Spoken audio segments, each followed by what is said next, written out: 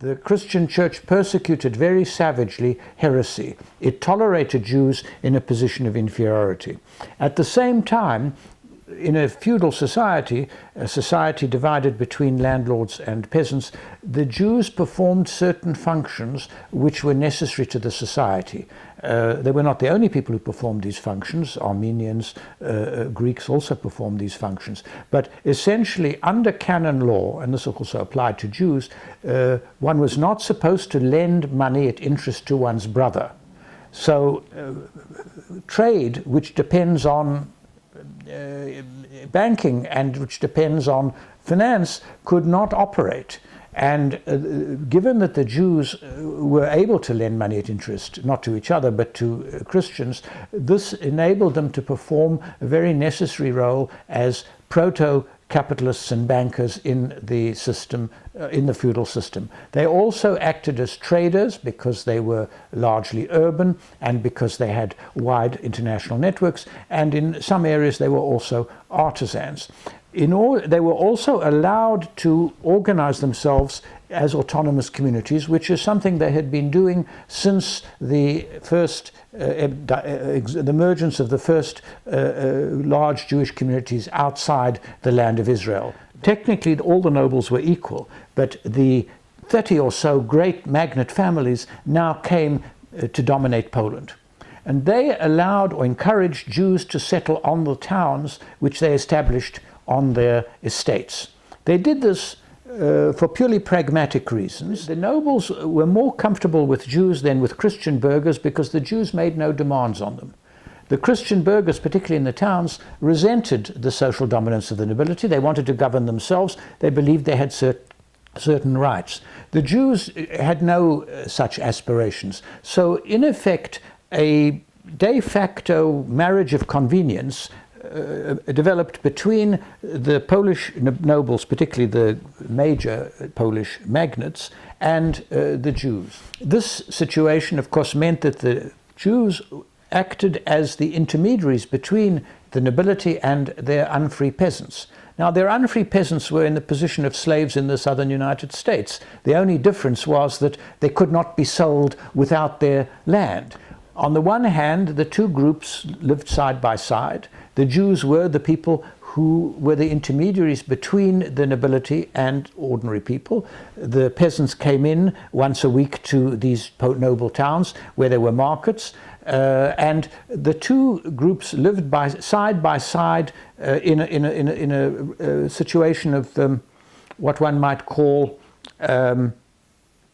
hostile but peaceful coexistence. The Jews despised the peasants as ignorant and impoverished, and the peasants despised the Jews as the followers of a false religion and people who didn't till the soil, which in their eyes was their only proper occupation for a human being.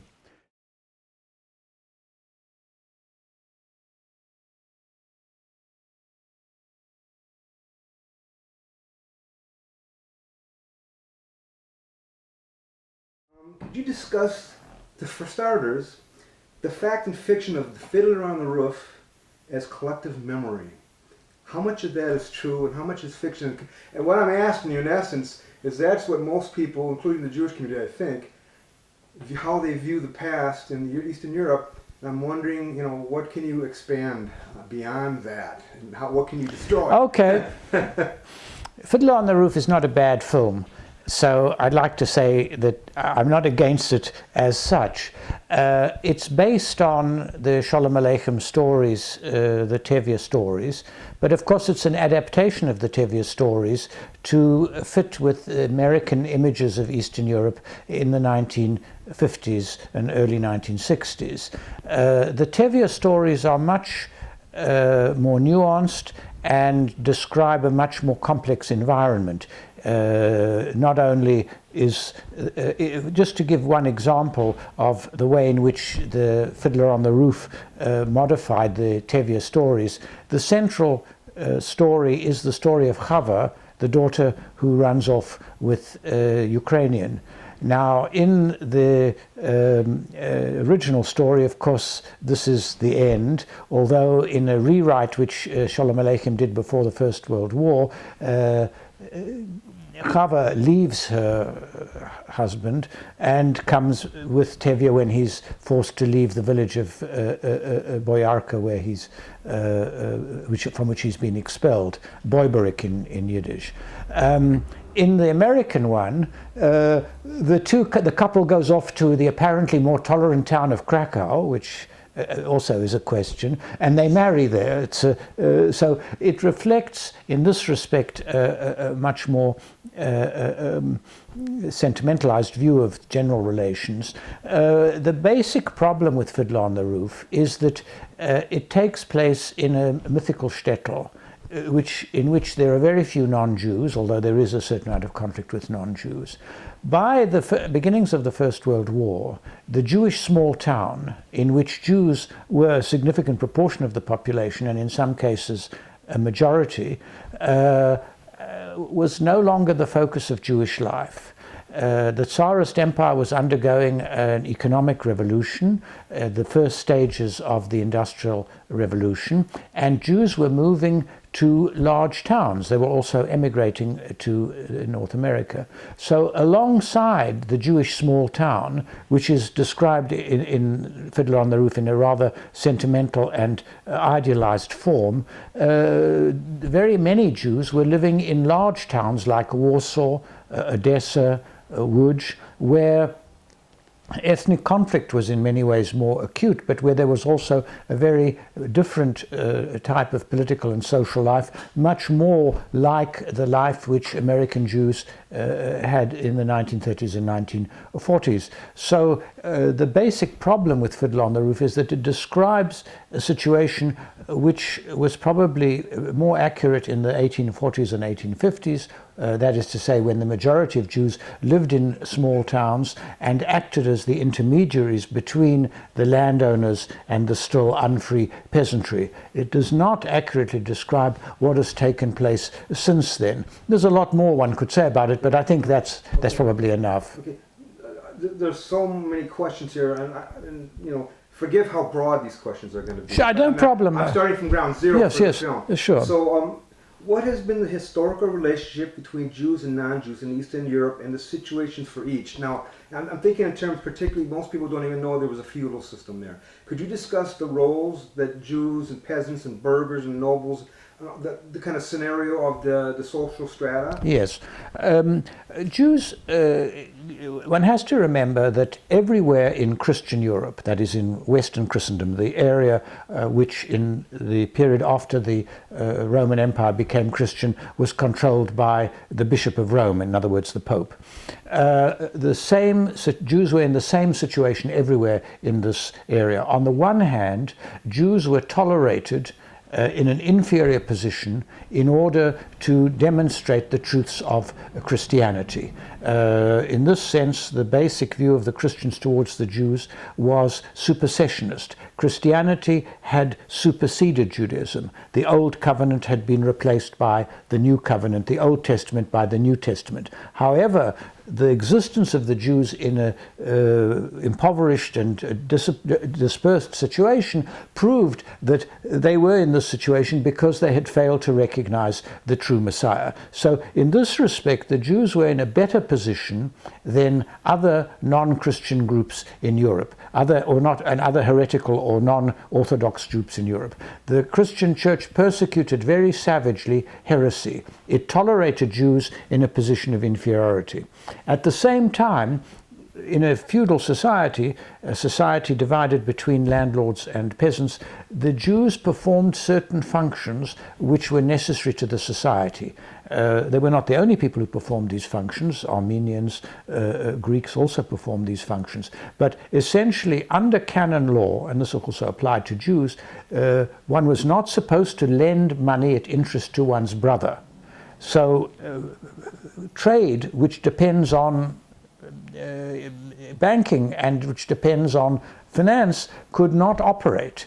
And given that the Jews were able to lend money at interest, not to each other, but to Christians, this enabled them to perform a very necessary role as proto-capitalists and bankers in the system in the feudal system. They also acted as traders because they were largely urban and because they had wide international networks, and in some areas they were also artisans. They were also allowed to organize themselves as autonomous communities, which is something they had been doing since the emergence of the first large Jewish communities outside the land of Israel. That is, with the destruction of the first temple, the 6th century of our era, Jews had moved in large numbers, mostly been deported, to Babylon, and they remained there. In Babylon, as Jeremiah told them that they should do, they had organized themselves communally, and this structure of communal organization was something which the Jews sought to achieve everywhere in Europe.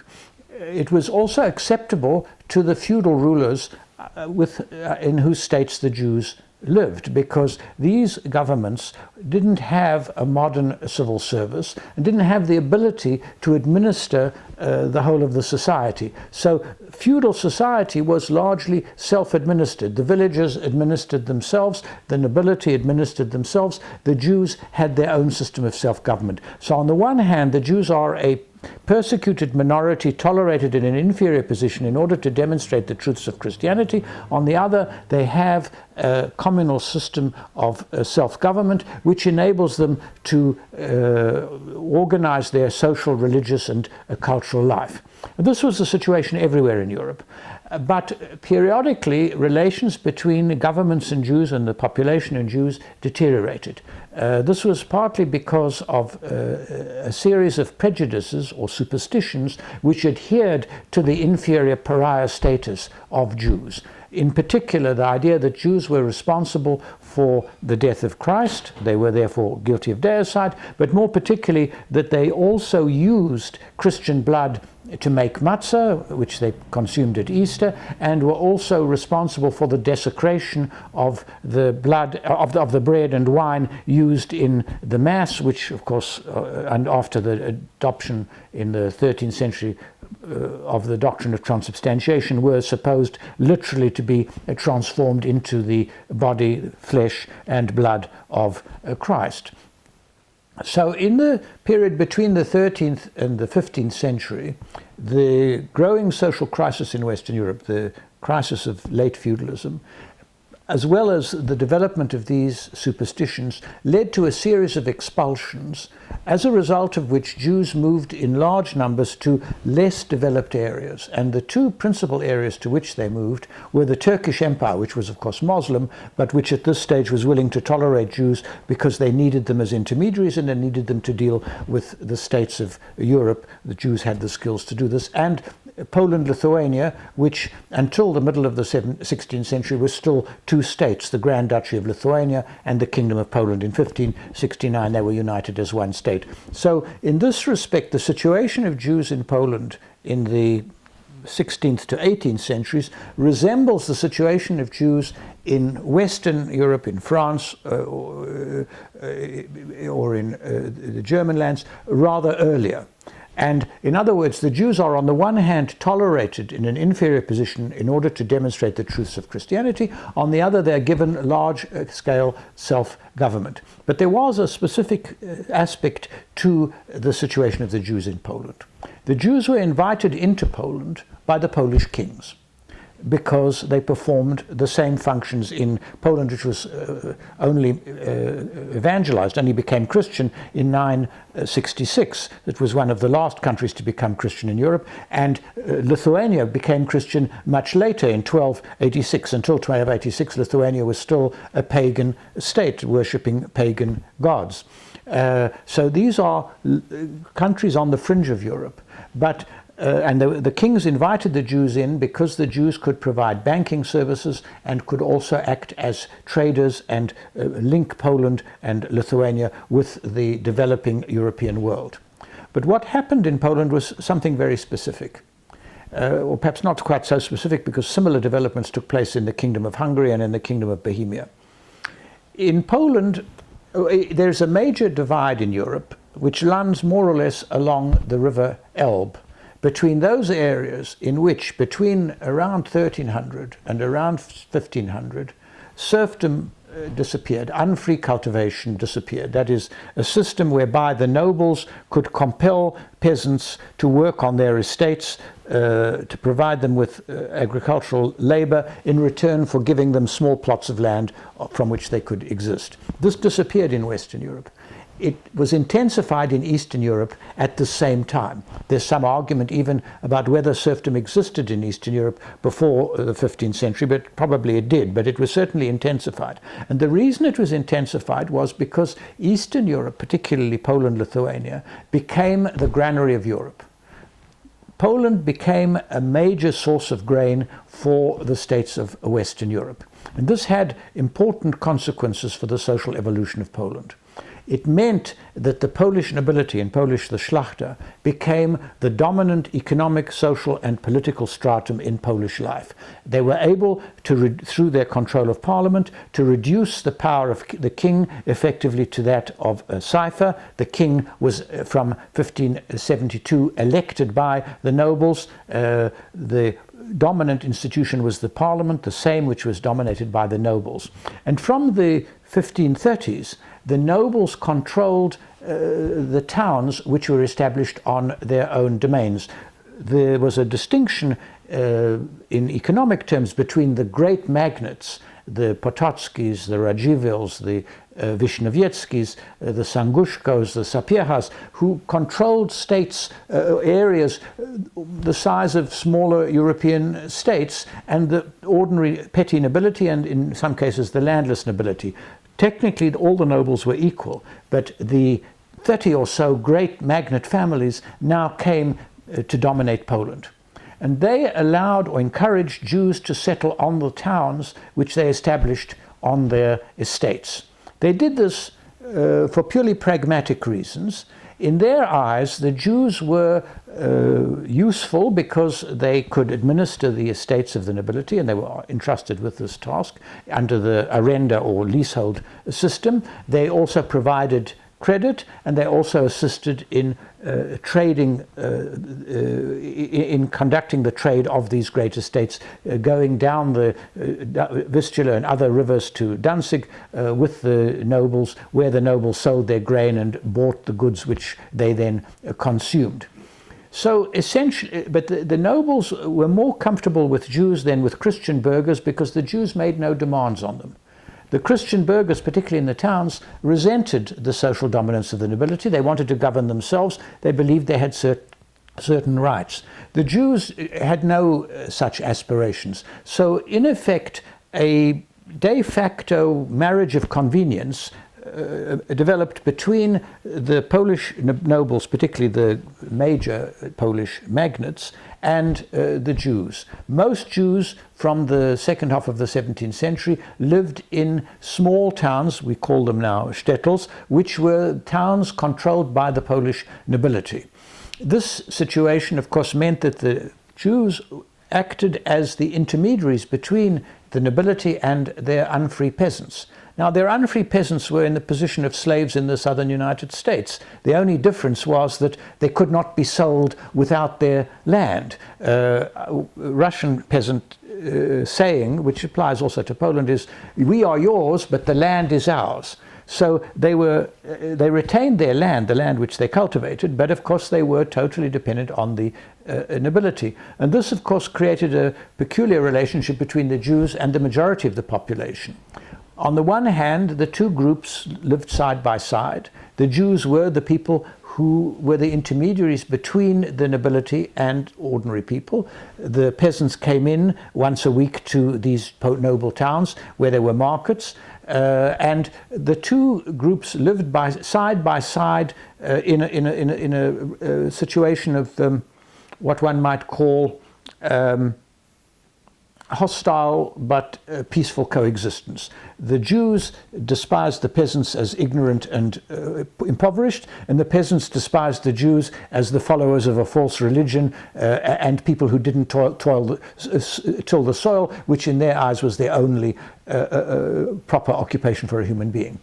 So this was the situation when Poland after an unsuccessful attempt to modernize this backward political system, one of the Polish reformers, a priest called Father Stanislaw Staszic, describing the situation of Poland when the Poles began to attempt to reform the state on the under the influence of the principles of the European Enlightenment, he said, Europe is in the second half of the 18th century. Poland is still in the 15th century. This attempt to modernize the Polish state, to create a hereditary monarchy, to cut down the power of the nobility, to strengthen the position of the towns, aroused the opposition of the neighbors of Poland, and in particular of the Russian Empire, the Tsarist Empire. From the end of the Great Northern War in 1721, Poland had effectively been a Russian puppet state. It had been controlled by the Russians. The Russians decided who was to be the king. The Russians decided what went on. The Polish reform, essentially, there were two strategies for reform in Poland. One, the strategy of the king, Stanislaw August, who had been the lover of the Russian Tsarina, Catherine the Great, wanted to reform Poland in cooperation with the Russians.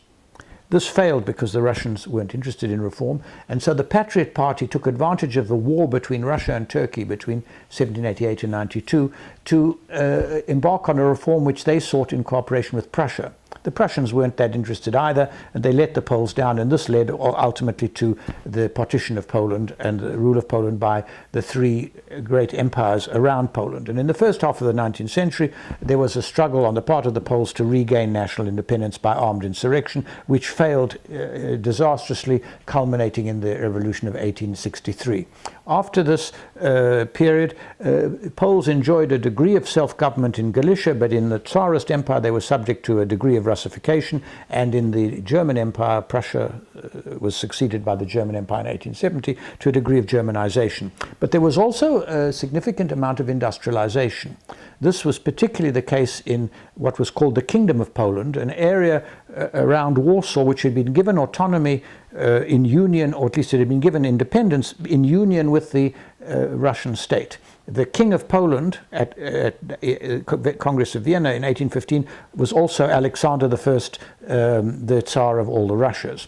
But this system failed to work, but nevertheless the Kingdom of Poland, with Warsaw and Łódź, became one of the most highly industrialized parts of the Tsarist Empire. And this led to a change in this feudal system. The 19th century, one of the main social developments in the 19th century is the loss of economic, political and social power by the Polish nobility. And this, of course, had important consequences for the Jews, because the Jews had been linked with the nobility and they were tied to this dying feudal system. And the problem was where to find a place for them with the system having ended. Now, the governments in Europe, and this applied to the government of the last Polish king, Stanislaw August, but also the governments of Prussia and Austria, and indeed the government of the Tsarist Empire, in the first 3/4 of the 19th century, sought to transform the Jews from a religious and cultural community, transcending national boundaries, linked by a common religious faith and a common culture, into citizens, or in a case like the Tsarist Empire where citizenship didn't exist, there were no citizens and there was no constitution, into useful subjects. This was the policy effectively until around 1881, and it was not successful in the Polish lands. It created a small minority of Polonized Jews in Galicia and in the Kingdom of Poland, and a small minority of Russified Jews in the Tsarist Empire.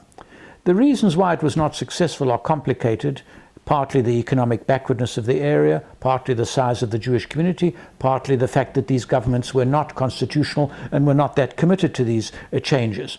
But in 1881 a major change took place. In 1881, there was a wave of anti-Jewish violence in the Tsarist Empire. It was sparked off by the assassination of the Tsar Alexander II, who had, in fact, emancipated the serfs, although his commitment to reform was relatively limited. In the 1870s, he'd become increasingly hostile, in particular to the idea of giving a constitution. He told one of his advisors, constitution is fine, but Russia isn't ready for it, maybe in 200 years. Medvedev, the present president of Russia said something recently similar to this.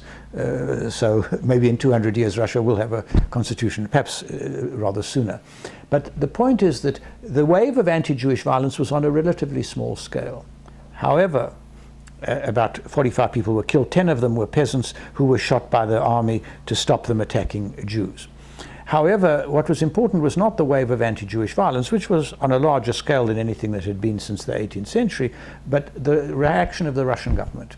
The Russian government, by the way, I should say here that the reason for the wave of anti-Jewish violence was the unsatisfactory nature of the terms under which peasants had been freed from serfdom in the Tsarist Empire. They only received a small amount of land, and they were compelled to pay redemption payments to the state in return for receiving this land. So in fact, the consequences of the situation after 1863 were to create increasing class divisions in the countryside. A small group of farmers, landowners, also some small group of Jewish intermediaries profited from the end of serfdom. Most of the peasants were worse off, and this is why there was unrest after 1881. And of course they saw the Jews as a target which they knew the government was not particularly sympathetic towards. The government didn't encourage this. It didn't like anti-Jewish violence. But the point is that the government drew from this wave of anti-Jewish violence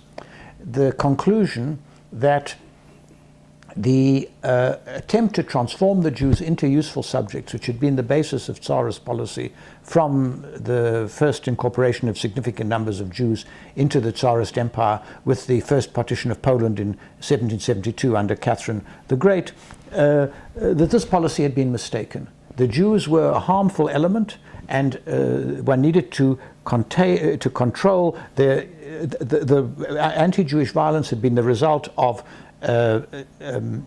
Jewish oppression of the peasantry, and one needed to restrict the impact of Jews on the peasantry. Jews were forbidden to live in the countryside, they were forbidden to live in villages, they were forbidden to move outside certain areas, and generally speaking their economic and political situation deteriorated. And this led to a series of Jewish responses in the Tsarist Empire. The first most important response was flight. Very large numbers of Jews left the Tsarist Empire. Between 1880 and 1930, 2.75 million Jews left the Tsarist Empire. 2.25 million Jews left the Tsarist Empire. 1.75 million of them came to the United States. The Tsarist authorities didn't really encourage immigration beyond a certain point, but they certainly allowed it to take place. But there were other important consequences. The first consequence was that the older integrationist ideology, the support within the Jewish elite for the idea that the Jews should be transformed into a religious and cultural, from a religious and cultural community transcending national boundaries into useful subjects of the Tsarist Empire, this was undermined. There were still people in St. Petersburg, the great Jewish bankers and industrialists, the Polyakovs and the Ginsburgs, who believed that everything would be all right in the end and Russia would in the end become a constitutional state and there would be a place for Jews there. But most of the Jewish elite, and indeed Jews as a whole, now believed that this integrationist ideology was doomed.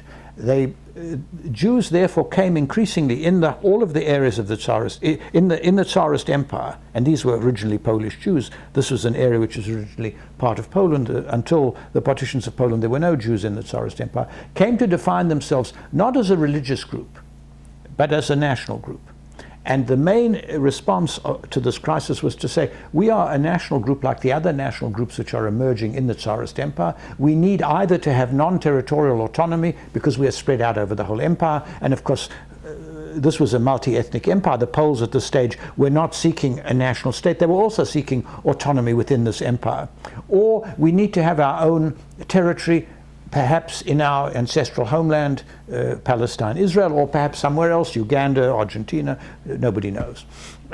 Second development was the growing strength within the Jewish community of the various socialist movements which now developed in the Tsarist Empire. The socialist movements developed in the Tsarist Empire on an analogy with what was happening in Western Europe, partly because of the beginnings of industrialization and partly because of the attractiveness of socialism as an ideology. And whereas in Western and Central Europe, the socialist movement was divided between those who believed that capitalism could never be reformed and would have to be overthrown by revolution, and those who argued that the capitalist system can be reformed provided we take control of parliament and are able to legislate through parliament. In the Tsarist Empire, this division between revolutionary and non-revolutionary or parliamentary socialism didn't exist, because the Tsarist system was an autocracy and there was no place for any sort of political activity, particularly of a socialist type. Jews were attracted to socialism partly because it offered a new form of integration. The argument was integration hasn't worked because of the repressive nature of the political system. Change the political system, we will then become equal citizens. And of course the socialists were committed to the idea of equality between Jews and non-Jews. It was one of their basic principles, as they were committed to the idea of equality between men and women. Secondly, the socialist idea was attractive to Jews because one of the consequences of the economic changes which I've described is that the large majority of the Jewish community was now increasingly impoverished. There were deep class divisions within the Jewish community, great resentment on the part of poorer Jews at the richer Jews, but also a general sense of impoverishment. And among the impoverished Jewish masses, socialism gained a significant hold, as it did in New York. There's going to be a new conference now on the shirtwaist factory fire, which I'm sure you know. This is a classic situation. These Jewish immigrant workers were working in a shirtwaist factory. The bosses were also Jewish, by the way, were worried that they might steal some of the stuff that they were producing, so they had all the exits locked. When a fire broke out, then the keys couldn't be found, and a significant number of people were burned to death. A terrible situation. So that didn't happen in Russia, by the way.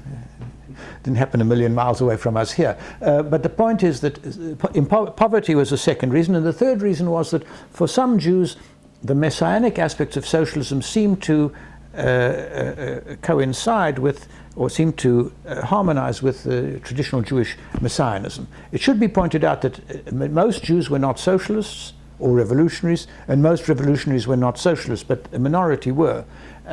So this is the new Jewish politics which begins in the Tsarist Empire itself in the last decades of the 19th century and the beginning of the 20th century. And it coincides with a revolutionary crisis in the Tsarist Empire, first revolution, which was caused by the autocratic character of the Tsarist Empire, but also by the desire of the Tsarist Empire to industrialize in order to remain a great power, which both squeezed the peasantry and created a dissatisfied industrial working class in the great Russian towns like Moscow and St. Petersburg. The first stage in this revolution was the failed uprising of 1905-7, and of course, as we all know, during the First World War, the Tsarist government faced an increasing social crisis, which culminated in a revolution in February 1917, whose goal it was to fight the war more effectively. But this was challenged by the revolutionary socialists, the Bolsheviks, who took power in November or October under the old Russian calendar of 1917.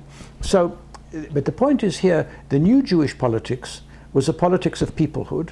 It was a politics which stressed the Jews are a national or an ethnic rather than a religious group. This politics spread from the Tsarist Empire to the other areas of partitioned Poland. It first began to undermine the influence of the integrationists in the Kingdom of Poland, those people who wished to transform the Jews from a religious and cultural community into Polish citizens, Poles of the Jewish faith, which had had a degree of success, particularly in Warsaw in the late 19th century, particularly in the run-up to the 1863 uprising and in the period after the collapse of the uprising. One of the consequences of the uprising, or not of the uprising, but of the Tsarist policy of trying to conciliate the Poles, which up to a point provoked the uprising, was that the Polish viceroy of the Kingdom of Poland, the man who was ruling the Kingdom of Poland in the name of the Russian Tsar, a Pole called Alexander Wielopolski, in May of 1862 had introduced full legal equality for the Jews in the Kingdom of Poland, something which didn't actually exist in the Tsarist Empire. But by the beginning of the 20th century, the older domination of Polish political life by the liberals, who wanted people who had rejected the insurrectionary tradition of Polish life, of Polish politics, the idea that Poland can gain independence through an armed insurrection, which had ended disastrously and indeed had undermined the position of Wielopolski, who had been trying to achieve a degree of autonomy. The liberals, in Polish they were called positivists, wanted to work within the framework of the Tsarist Empire, and they wanted to work for the establishment of liberal values, creating a liberal society and a tolerant society, a more secular society in which the Jews would be a significant element in the new Polish middle class, in which the peasants would be part of the Polish nation. Of course, in 1863, the peasants still were highly thought of were not really affected by nationalism. But by the end of the 19th century, in the last decade of the 19th century, from about 1890 onwards, the position of the Polish liberals came under challenge. By the way, the Polish liberals were committed to equal rights for Jews. They came under challenge from three groups. One was the same revolutionary socialists in the Tsarist Empire, who thought if you can have a revolution, Poland won't be that important. We'll just we'll be part of this new socialist state in which everybody will be equal, and Poles will be equal with everybody else. Some of the revolutionary socialists in the Kingdom of Poland were Jews, like Rosa Luxemburg. Others, like Julian Marchlewski, were Poles. But the two main challenges to the position of the Polish liberals were the patriotic socialists, who were also sympathetic to the Jews. The most important of them was Pilsudski, and he argued that the mistake made in 1863 was we didn't have the peasants on our side, and we didn't have the other national groups which were part of the old Polish-Lithuanian Commonwealth on our side. We need to make alliances with the Lithuanians, with the Ukrainians, Belarusians, and with the Jews. But alongside these two movements, revolutionary socialism and patriotic socialism, they also now developed the movement which was called national democracy. It was linked with people, above all, like Roman Dmowski, Roman Balitsky. This was a movement similar to the other right radical ethno-nationalist movements which were developing in Europe at the time, and which later became the core of fascism. What Dmowski said was, we have made a great mistake in all these in adopting liberalism. What we need to do is to create a tightly knit national movement modeled on that which exists in Germany, which will enable us to preserve ourselves and which will enable us also to reach a compromise with Russia. This was a major new development because all of the other movements saw Russia as the principal enemy. He said the real enemy of Poland is Germany, and what we need to do is to make common cause with Russia. When Russia fights Germany, we will achieve our autonomy. Also, he said, we need, when we are creating this tightly knit organization, to realize that the Jews will never be Poles. The Jews are an alien element, and we need to get rid of them. So political anti-Semitism became part of the Polish political scene with Dmowski, and of course, it's this which also undermines the position of the Jewish integrationists in the Kingdom of Poland.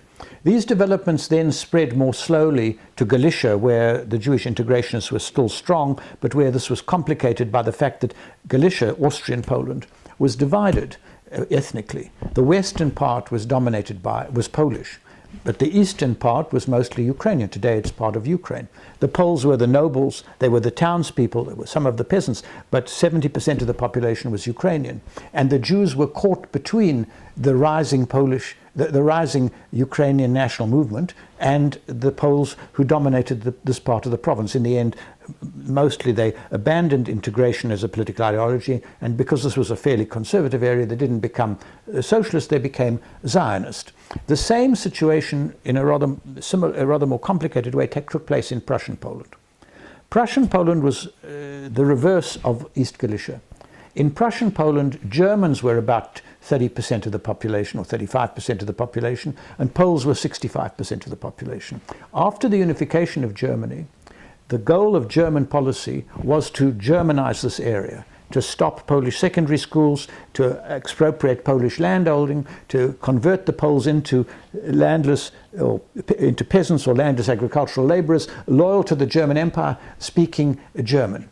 The Jews in the area had been given their equal rights. This was the first area where Jews achieved equal rights by the Prussian government. And as a result, they looked with sympathy to the Prussian government. But they adhered to a rather liberal version of German patriotism. When the Polish-German conflict became acute in the eastern parts of the Prussian state, German Empire, the Jews, for the most part, emigrated from this area. They fled this area, went to Berlin, Breslau, so that the percentage of Jews in Prussian Poland fell from 6 or 7% in 1848 to around 1% in 1914. A minority said we need to try harder, we need to push even more strongly for liberal solutions, and another minority said, as the Jews did in Galicia, that we are neither Germans nor Poles, we are Jews, and became Zionists. But these were minority positions. So this was the situation when Poland became independent. I'll stop at that point. Well, yeah, you set the table for so many questions. I mean, it's so complicated, and it's, you know. I'm afraid. I've written a 3-volume history of this, and 2 volumes are out. I recommend you can find them on Amazon. I suggest. Okay, thank you. But it is complicated. Going way back to what about the anti-Semitism that evolved out of economic problems with the Jews or between the nobles and the peasantry? Could you elaborate on that? You know, the situation of the Jews were subject to periodic outbreaks of violence, but for the most part, in the Polish ethnic areas, these were contained.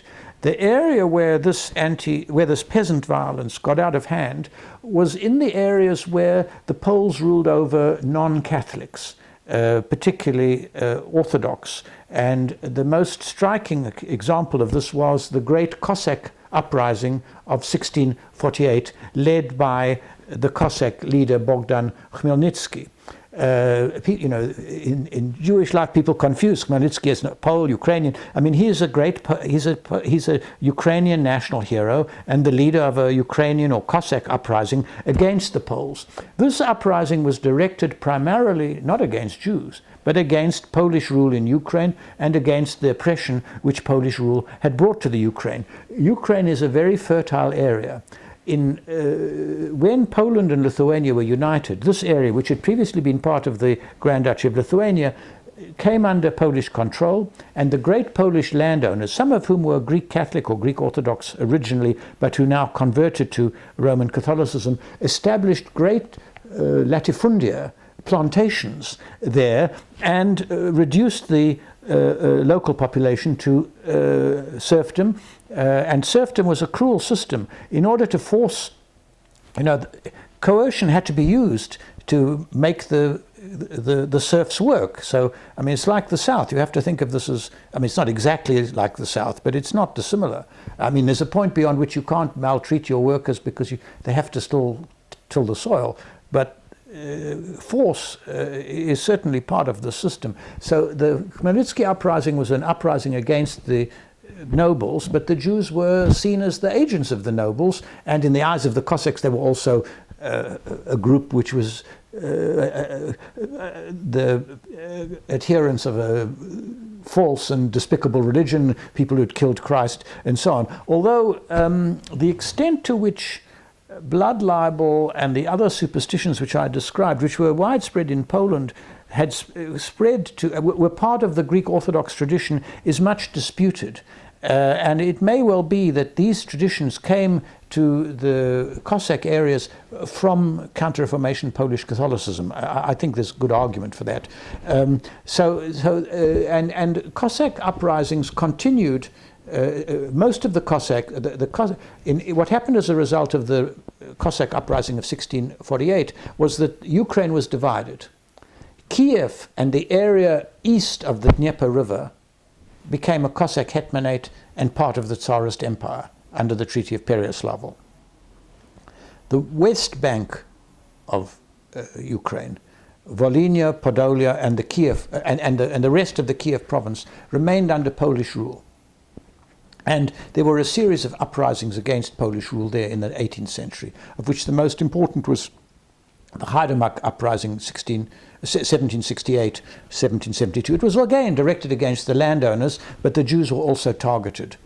Now, in the 19th century, what's interesting is, in 1846, there was a Polish 1846 to 48 was the great European revolutionary crisis. There were revolutions everywhere, in France, in Austria, in Hungary, and these revolutions had two goals: to establish constitutional government, but also to establish German, Polish, Italian, and Hungarian national states. The Poles were among the first to embark on this, and these revolutions were planned, and a Polish revolution broke out in Krakow in 1846. It's very interesting what happened in 1846. In 1846, the Polish revolutionaries, led by a man called Mierosławski, who was half Polish and half Italian, pretty disastrous combination in some ways, as it turned out, but they called on the peasants to rise up against the nobles. The peasants did the opposite. The peasants were so suspicious of these revolutionaries, whom they saw as noble, that they turned on the nobles, and they killed between 900 and 1,300 nobles, slaughtered them. This is called the Galician Massacre. In much of Polish historiography, people argue that this was encouraged by the Austrian authorities. The Austrians encouraged the peasants to turn on the nobles. Austrian government was a conservative government. In my view, I wrote an article about this, and I've written about this. The Austrian government was not unhappy that this was happening, but they did not approve of it, and they certainly didn't encourage it. It was a spontaneous response on the part of peasants. But the reason I mention it is because you asked about anti-Jewish violence. When the peasants turned on the nobles in 1846, they didn't kill Jews. And that's very interesting. They killed nobles. And after 1846, the Polish emigre organizations called on the Jews to try and get the peasants under control. I mean, just to give you an example of why the peasants turned on the Jews, we have the autobiography of one of the Polish revolutionaries who was put on trial by the Austrians. And during his trial, he was sitting in the dock, and there were soldiers guarding him, and he heard two soldiers speaking to each other in Polish. So he turned to them and he said, "How can you stand here guarding me? I'm a Pole, you are Poles, we are all fighting for the independence of Poland." And they turned to him and said, "We are not Poles, we are subjects of the emperor." And the reason that they felt that they were subjects of the emperor was that they had received, in the Austrian Empire, serfdom was abolished by Joseph II. It's true that unfree cultivation, the so-called robot, labor tribute, peasants had to work for several days on the estates of the nobility, lasted until 1848. But they thought correctly that it had been, that it had been, I thought it was my glasses. They thought it had been the Austrian government which had emancipated them. And in 1848, the first thing the Austrians did when they were faced with Polish unrest in Galicia was to abolish the labor tribute. Again, it was felt that, anyway, that's the situation. May I ask, in all these stories you're telling me, all this history, how much were the pogroms part of revolutionary upheaval? Because in kind of Jewish history tends to portray the Jewish community as like under siege, kind of, right? That's the general. Yes. And yet, I mean, the things you're telling me is it seems there's a lot of variables to this. It's about social upheaval, and Jews are part in it, and that's central to it. After the Haidamach Revolt, 1768 to 72, there was relatively little anti-Jewish violence in the Polish lands until the 1880s. In 1848, there was some conflict between Jews and Poles in Prussian Poland, but this was part of the Polish-German conflict where the Jews were seen as part of the German community and in a way more easily attackable. The first major wave of anti-Jewish violence took place, as I've already said, in 1881. It took place in the Tsarist Empire, particularly in Ukraine, after the assassination of the Tsar Alexander II. Its main cause, as I've said, was the terms under which the peasants had been given their land, which effectively left them impoverished and in difficult conditions. One of the consequences of this was that the commercialization of agriculture, which was already happening in the early 19th century, but which continued in the second half of the 19th century, led to greater social divisions in the countryside. A small group of people profited, including some Jewish agricultural providers. Jews couldn't own land in Russia. At least they could lease land after 1881. They weren't allowed even to lease land. But Jews were important because they had been the intermediaries of the landowners. They were the people who bought the grain. They were the people who took the grain to Odessa. One of the main developments in Ukraine in the 19th century is that there was a reorientation of the direction of the grain trade. From previously the grain trade had gone northwards, down the rivers into the Baltic. Danzig had been the great port. Danzig was now in Prussia. Odessa now became, which was taken from the Turks, I mean, it wasn't called Odessa then, but it was the area which became Odessa was taken from the Turks in 1792. It became a city in 1796. And there were many Jews who were profiting, or some Jews who were profiting from the development of the grain trade. Jews also profited from the commercialization of sugar. From the development in Russia, sugar was produced from beets, but it's an industrial process. And Jews had been tax farmers. So Brodsky, the great sugar magnate, was part of this. So the Jews were attacked because they seemed to be profiting from this, and because they were a group that could be attacked. But what's important about the first pogrom wave, the wave from 1881 to 1883, is that it was not encouraged by the Tsarist authorities. The Tsarist authorities were it was a conservative government. They were unhappy about any disorder. They thought disorder could also have negative, it could also spill over into anti-government activity. And as I said, of the 45 people who were killed in the pogroms between 1881 and 83, 10 were peasants who were shot by the Russian army. One of the problems in Russia throughout the 19th century was that Russia was under-policed. It's a paradox because it was a police state, but the police force was rather small, and so when there was social unrest, you had to call out the army. It's a similar situation to Israel. And whatever you can say about armies, the American army is no different. Armies are equipped and trained to kill people, to win battles. They are not trained to contain social unrest. That's why we have so much trouble in Iraq and Afghanistan. But anyway, that's the first pogrom wave. The second pogrom wave, 1903 to 6, is rather different. The first pogrom wave, there were few pogroms in Poland. The only major pogrom in Poland was in Warsaw. It broke out as a result of an incident where on Christmas Eve, somebody shouted out in one of the big churches in Warsaw, "There's a pickpocket." And there was a panic, and people stormed out of the church, and 8 or 9 people were trampled to death in this.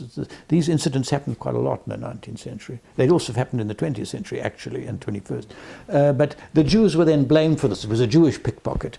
But what was interesting about the pogrom wave, this pogrom, one person was killed, quite a lot of damage was done. The Russian government allowed it to continue. They didn't intervene until the third day. But what was interesting was the reaction of Polish elite, who were deeply horrified by this and attacked very strongly the savageness of the crowd. 1903 to 6, there was a wave of anti-Jewish violence in the Tsarist Empire rather than in the Polish lands, although there was some violence in the Polish lands. This was part of a revolutionary crisis.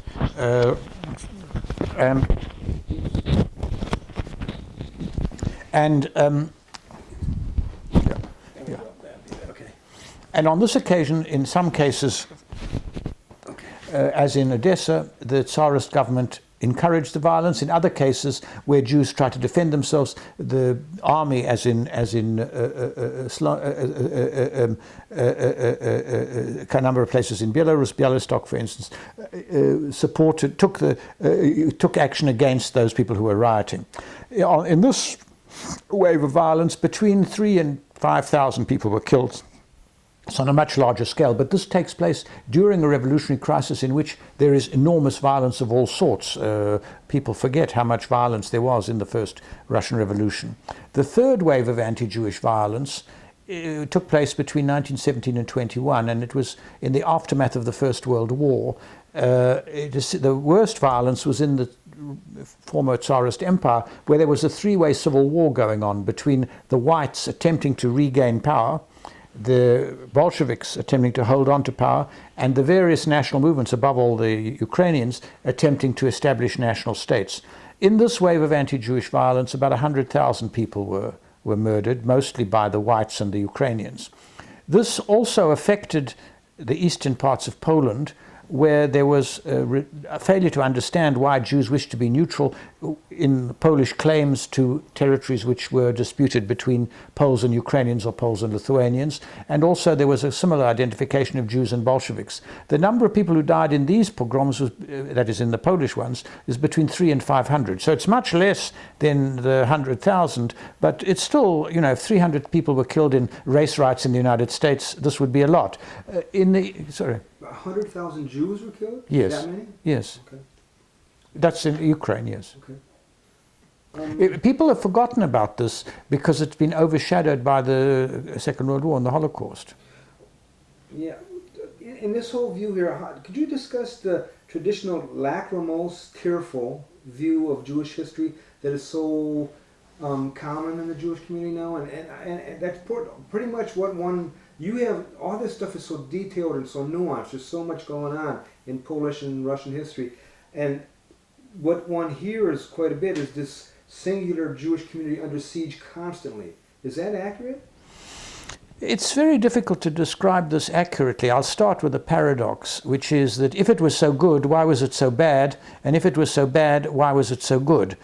Both in the Tsarist Empire and subsequently in independent Poland, the Jews were able to establish very vibrant and active communal life. They were able to produce major works of literature. This was a very creative and very dynamic community. At the same time, before the First World War, the Tsarist government was committed to denying Jews any real say in the society, and Jews felt essentially that there was no future for them in Russia unless Russia changed drastically. In Poland, there was a widespread hope when Poland became independent that a place would be found for the Jews, but increasingly, and particularly after 1935, the situation deteriorated. As long as Pilsudski was alive, Jews, and in power, that is between 1926 and 1935, Jews felt that they were protected. After 1935, there was a major increase in anti-Semitism in Poland. It was caused partly by the persistence of the Great Depression, which was very severe in Poland. It was caused partly by, and simple solutions to complex problems come up in such situations.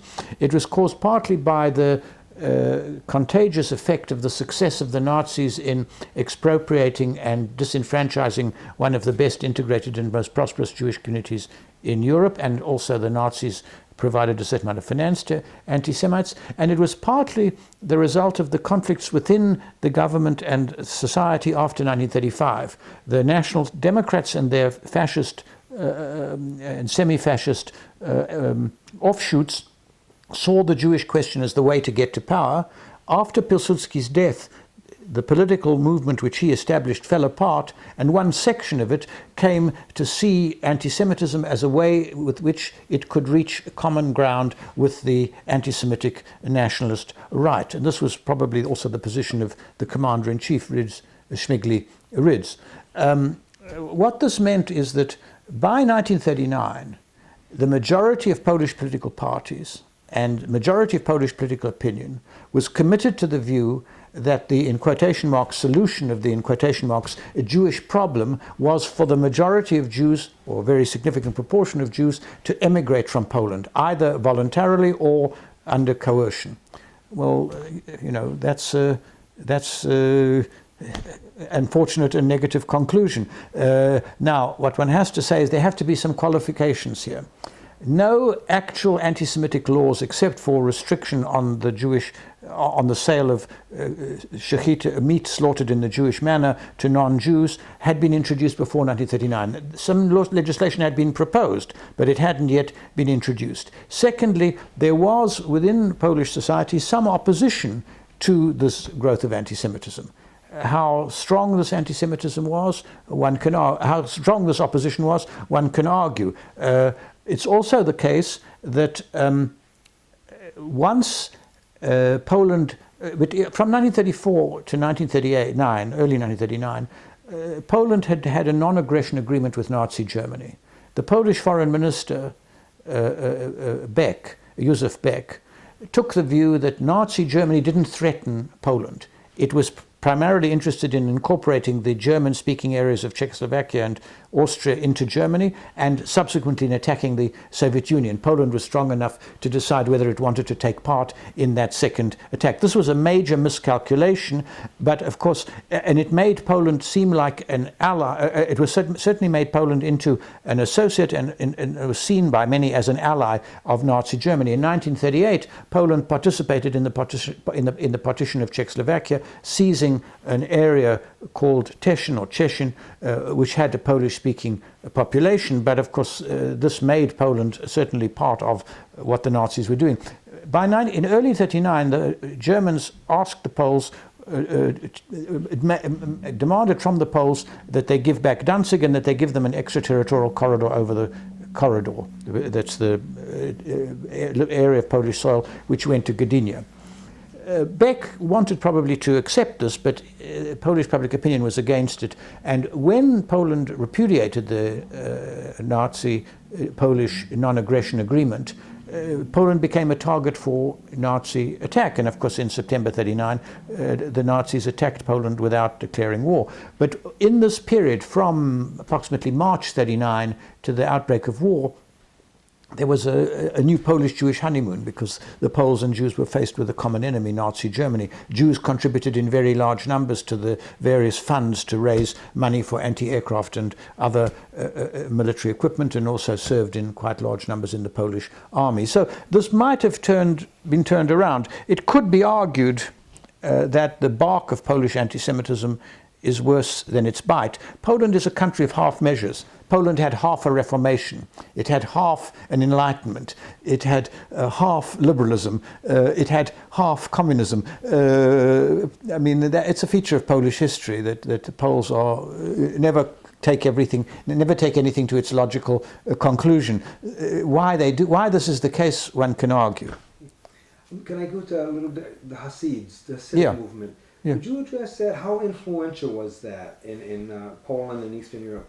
Hasidism was a religious revival which started in the middle of the 18th century, and it was linked with the person who was regarded as the founder of Hasidism is the man who became known as the Baal Shem Tov, Israel ben Eliezer. The Baal Shem Tov means master of the good name. There are a number of ways of understanding the rise of Hasidism. The Baal Shem Tov was a faith healer. In the 18th century, there was a division between the rabbinate and those people who were responsible for faith healing. In the 18th century, people didn't believe diseases were caused by germs or microbes. They believed they were caused by devils or demons. And the way you dealt with diseases was going to somebody who got rid of these demons by telling you spells. And there was a large amount of this. It was not only within the Jewish community. And the Baal Shem Tov was clearly a faith healer, but he also had some ideas about changing or modifying traditional Jewish religious practice. In particular, he believed that too much study was a bad thing, and that what one needed above all was through prayer and contemplation to reach direct communion with God. Another feature of the Baal Shem Tov's movement, which was new, was that in the early 18th century, the prevailing atmosphere within the Jewish world was very pessimistic. The world is an evil place. There are devils and demons everywhere. There are evil people everywhere, and you just have to get through this terrible thing. The Baal Shem Tov said, this is all wrong. These evil forces, they're not really evil. They're just good, but they're turned in the wrong direction. Sort of Freudian in a way. If you just turn them round, you can make use of them. So it was very optimistic. Now, the Baal Shem Tov didn't found Hasidism. It was his successors, above all, the Maggid of Mezrich, who made this into a movement which began to spread. It started in Ukraine. The Baal Shem Tov lived in Podolia. From there it spread to the whole of Ukraine and subsequently to the Kingdom of Poland. It did not spread to historic Lithuania, which of course is part of the northeast of Poland, although there also a more intellectualized version of Hasidism developed. In the why it spread is a complicated matter. It's the last religious movement of a Jewish religious movement to emerge from within the Jewish community, not affected much by the outside, although it may have been affected by various Orthodox sectarians. The Hasidim,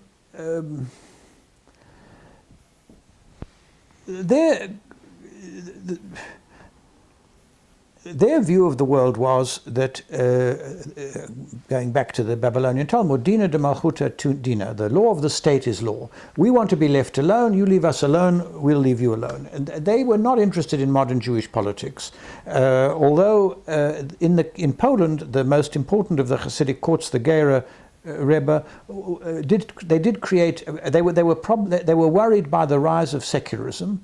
And of course, the Hasidic movement and Polish Jewry as a whole was being rapidly secularized.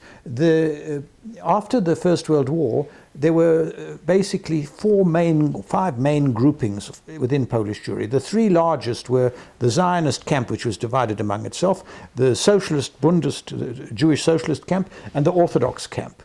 There were also the integrationists, who were less significant than they had been, and those who favored revolutionary socialism, who were also rather a minority. But the threefold division of Polish Jewry between Orthodox, Socialist, and Zionist, what happened in the interwar period was that the Zionist strength probably diminished somewhat in the 1930s because it didn't look as if Zionism had a solution to the Jewish problem. Even in the best situation, only very few Jews would be able to go to Palestine. But the Zionists remained a significant force in Jewish life. Under these circumstances, the Jewish socialists, the Bund in particular, became more important because they seemed to have allies in Polish society. But what's clearly happening is that the Orthodox are declining. Secularization is proceeding. Significant numbers of Jewish youth are leaving the Orthodox world. The Orthodox world feels itself under tremendous pressure. In the post-Second World War, the Orthodox revived, but they revived in very different conditions, and they're still very much a minority within the Jewish world. So the Hasidim took the view that one can deal with the Polish authorities, and after Pilsudski took power in 1926, Pilsudski reached an agreement with the main Orthodox party, the Aguda, which supported his political movement. But then so too did the main Jewish parliamentary groupings, because they saw Pilsudski as a barrier to anti-Semitism. They saw Pilsudski as an anti-Semite. Could you just the Hasids, how they dress, what they look like? I guess because I think Hitler really targeted those guys, right? Weren't they the stereotype? Weren't they the ones?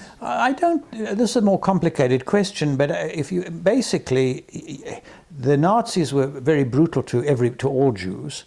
But if you think about the development of modern anti-Semitism, and this is particularly true in Germany, was not primarily hostile to Orthodox Jews. It was primarily a new movement which was hostile to integrated Jews.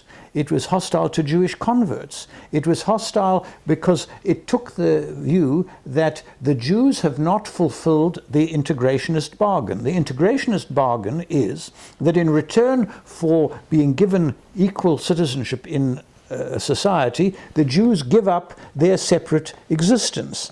And what the and the Jews, of course, mostly did this in Germany. What the anti-Semites argued was the Jews have not fulfilled this bargain because although it looks like they've shaved off their beards and they're dressed like everybody else and they're working as lawyers and doctors and civil servants, they are really still a tightly knit conspiratorial group, in the more extreme version, organized in a secret government headed by the elders of Zion. And what one needs to do is to unmask them. And the reason that they haven't fulfilled the integrationist bargain is that there is a racial character because of their genetic makeup, which forces them to cooperate in this way. And this is why they can never change. So it's true that the ordinary Nazi soldiers or German soldiers attacked Hasidim, shaved off their beards. But that was because they'd been filled full of anti-Jewish propaganda, and these were obvious Jews. But the real hostility of the Nazis was to Jewish integration. And the first thing they undid was Jewish integration. Could we go back? Forgive my ignorance. Sure. You've been very helpful. But where the issue of the Jewish community integrating with the Enlightenment and all that, right, with everybody else, right? Before the Enlightenment, could you describe for me what the Jewish situation, separation? Basically, basically the situation was, as I said, and this was true everywhere in Europe. Poland is neither better nor worse. The idea that Poland, it was better because it was more backward. But essentially, on the one hand, Jews were tolerated in an inferior position in order to demonstrate the truth of Christianity. And this was laid down by the popes. Augustine had said, persecute them, but do not kill them. And on the other hand, because Jews fulfilled certain roles in the society, they were allowed to operate as bankers, traders, and so on, and they were allowed to organize themselves in a communal self-government of the sort which you had everywhere in Europe, but very highly developed in Poland. It's a simple answer, but that's the answer. Okay, so how, forgive me ignorance. Sure, no. There's no such thing as a stupid question, only a stupid answer. How, if we look back from the Hasids, and if we step back in time to Rabbinic Judaism, what was the generic Jewish community like before the Enlightenment, before the Hasids? How were they like the Hasids and how are they different? Rabbinic Judaism was essentially based on the idea that what's important is halakha, which is the system of law which was dictated by God to Moses on Mount Sinai, in their view, which dictated how Jews should live. In their view, basically, the Jews had been chosen by God to bring monotheism to mankind. And as long as they fulfilled these commandments, they would prosper. And when they didn't prosper, this was because they were not fulfilling these commandments fully. At the end of time, nobody knew how this would happen. When all the commandments were properly fulfilled, a messianic event would take place, a figure would come, and the Jews would be restored. Either time would come to an end, and the kingdom of God on earth would be established, or in a somewhat less extreme version, the Jews would be back in the Holy Land, and would be every day would be like the Sabbath or the Day of Atonement. There was always a tension within traditional Jewish religion did not remain unchanged from the beginning of Rabbinic Judaism, which is one of the consequences of the destruction of the Second Temple, until the beginnings of the modern period. And one feature of Jewish life was that alongside this strongly legalistic view of religion, there was a mystical subculture, a belief that there's more to religion than merely observing the laws. And this mystical tradition probably goes back to the 2nd, 3rd centuries AD, but its most obvious manifestation was in Spain, and it took the form of the Zohar, which is a pseudo-epigraphic book supposed to have been written by somebody in the 2nd century, but it's in fact written by a 14th century Spanish Jewish writer, written in Aramaic, amazing achievement because it was not, even more than Hebrew, is a dead language. But it's a book which argues that God is divided into different elements. We can't envisage what God is like, but it reintroduced this idea of these different spheres which affect the different elements of the divine, of the Godhead, as they say, which affected human beings, and human beings could affect this through mystical practices. But it also introduced the female principle. Now, one of the problems for Judaism was that the female god or goddess was a feature of the Eastern Mediterranean, Astarte, Aphrodite, and clearly the Jews also, Israelites, Hebrews, also worshipped this. This is what Isaiah attacks them for. You are worshipping Astarte. Ahab had a temple. His wife was a Phoenician, Jezebel. He had a temple to Baal, which is, of course, a different version of the male god, but he also had a temple to Astarte. Now, what the Christians did, well, the followers of the Jesus cult, Jesus himself was probably just a Jewish reformer. But Paul transformed Christianity and made it into an evangelical movement which sought support not only among Jews but among Gentiles. And in doing this, he also incorporated into the Jesus cult two elements which had been rigorously excluded by the extreme monotheism of the Jews. On the one hand, the idea of the dying and rising God, the god of vegetation, the god which dies in the spring and then comes up from the earth, which is, of course, the resurrection. And the other is the idea of the female god, the Virgin Mary, the virgin goddess. Venus is also, Aphrodite is also a virgin goddess. And one of the things that happened with the Jewish mystical tradition is they reintroduced the female principle in the form of the Shekhinah, the divine presence. Shekhinah is a female word in Hebrew, a feminine word in Hebrew. And so this was a sort of subcultural element. And this subcultural element was linked with another element, which is that I've said that the traditional rabbinic view was that you don't hasten the coming of the Messiah. The Messiah will come, when God decides the time is ripe. But when things were really bad, some Jews thought these are Hevlei HaMashiach, the birth pangs of the Messiah. We are suffering because the Messiah will come when there's this battle between, you read the book of Revelations, the most Jewish book of the New Testament, the Messiah will come after this battle between Gog and Magog and all this other stuff. So they believed that there were certain periods when Jews were in great difficulty, or when the Christian world, or there was a conflict between Christians and Muslims, when people thought the Messiah would come. And in these circumstances, there was one of the features of Jewish religious life was that it constantly threw up these messianic pretenders. They're usually described in the Jewish books as false messiahs. I mean, a false messiah is a contradiction in terms. I mean, who decides who is a false messiah? But these are people who, in any way, either you believe in messiahs or you don't. If you believe in messiah, to say false messiah means you believe in a true messiah. Well, so I hope you won't. We can keep this for secularism 1. But the point that I'm saying here is that the Jews constantly threw up these messianic pretenders. And the most important of them was a man called Shabtai Tzvi, who emerged. He was born in Smyrna, which was in the Turkish Empire. He was a Sephardi, but his sidekick, Nathan of Gaza, was an Ashkenazi.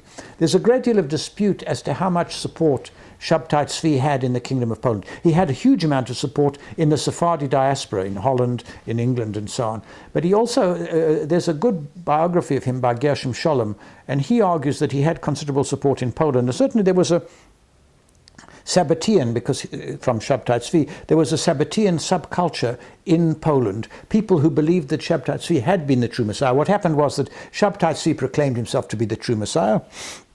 Nothing much happened, except that the Turks eventually got rather alarmed by this and imprisoned him and threatened to execute him unless he converted to Islam, which he did. But his followers claimed this was just a pseudo conversion and he was going to reappear. And in the 18th century there was another such figure, a man called Jacob Frank.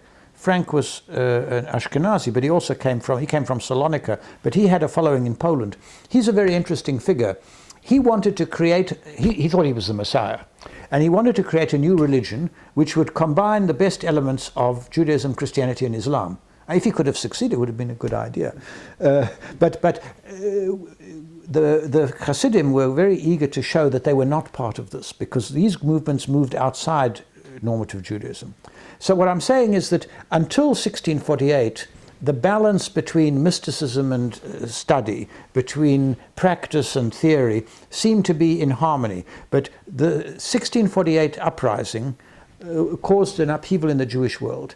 The number of Jewish casualties was less than has sometimes been claimed. In the chronicles of the time, it took 100,000, but it's more like 13 or 14,000. But it was a terrible shock.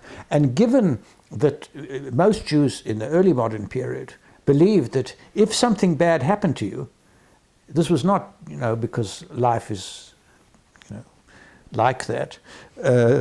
as the great Rumsfeld said, SHIT happens, but because you've done something bad.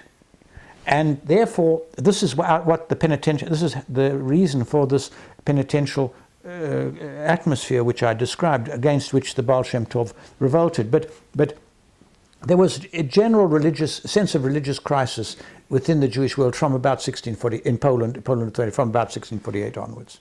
Okay, so if I was to step back into 1600 or 1500 something, what would I find with the Jewish community? How would they dress? How would I be able to discern a Jew from a... I just want to show you something. I'll just take me 1 minute to get it.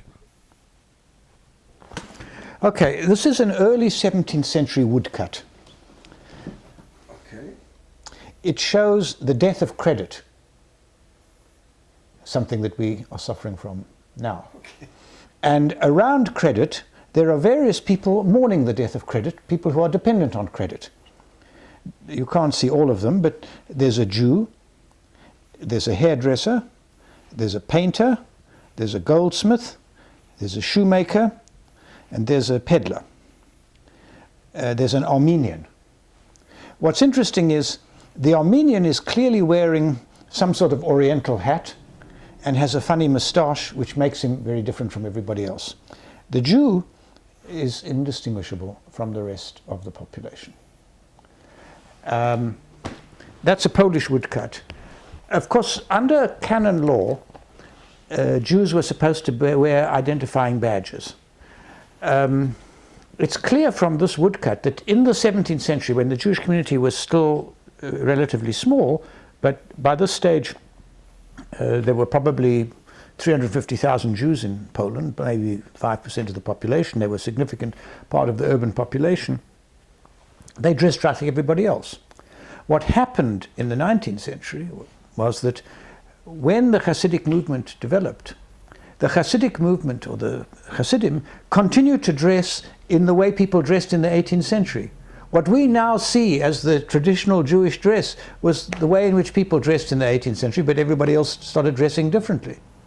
So it was indistinguishable from peasants? Peasants, no, the peasants were poor, the indistinguishable from the urban population where they lived, as is shown here. So it's a middle class, and these yes. are middle or upper class? Well, let's call them burghers. Okay. Yeah. Okay. How much did converts to Christianity from Judaism contribute to anti-Semitism? I've read in a couple of these books there was some reference to that there was a It's a complicated question. Some converts go in various directions. Some converts become extreme opponents of the Jews. Pablo Cristiani, in the famous dispute in Spain in the 15th century with Nachmanides. Brafman, the editor of the man who created this book of the Kahal, who developed the idea of the Jewish conspiracy. Other converts defended Jews. Just to give two examples, there was a Russian Orientalist called Khvolson. Khvolson is one of the founders of Russian study of early Christianity, Judaism, and so on. He converted, and when he was asked why he converted, he said it was better to be. He asked whether he converted out of conviction. So he said, I converted out of the conviction that it was better to be a professor at the Imperial University in St. Petersburg than a Melamed in Aishishok.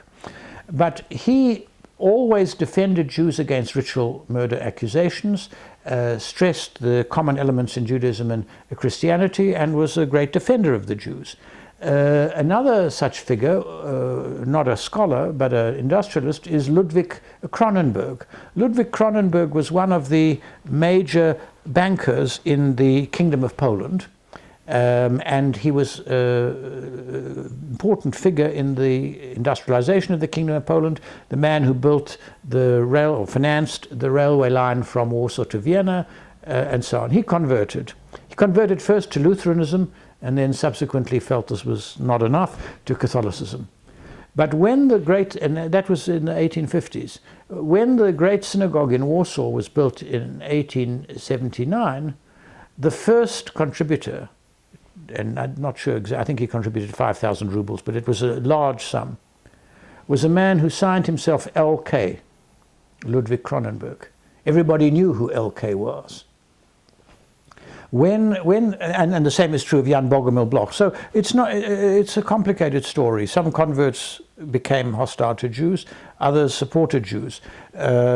There were, there's a significant number of converts in the Warsaw Ghetto, and there's an argument about the role that they played in the administration of the Warsaw Ghetto.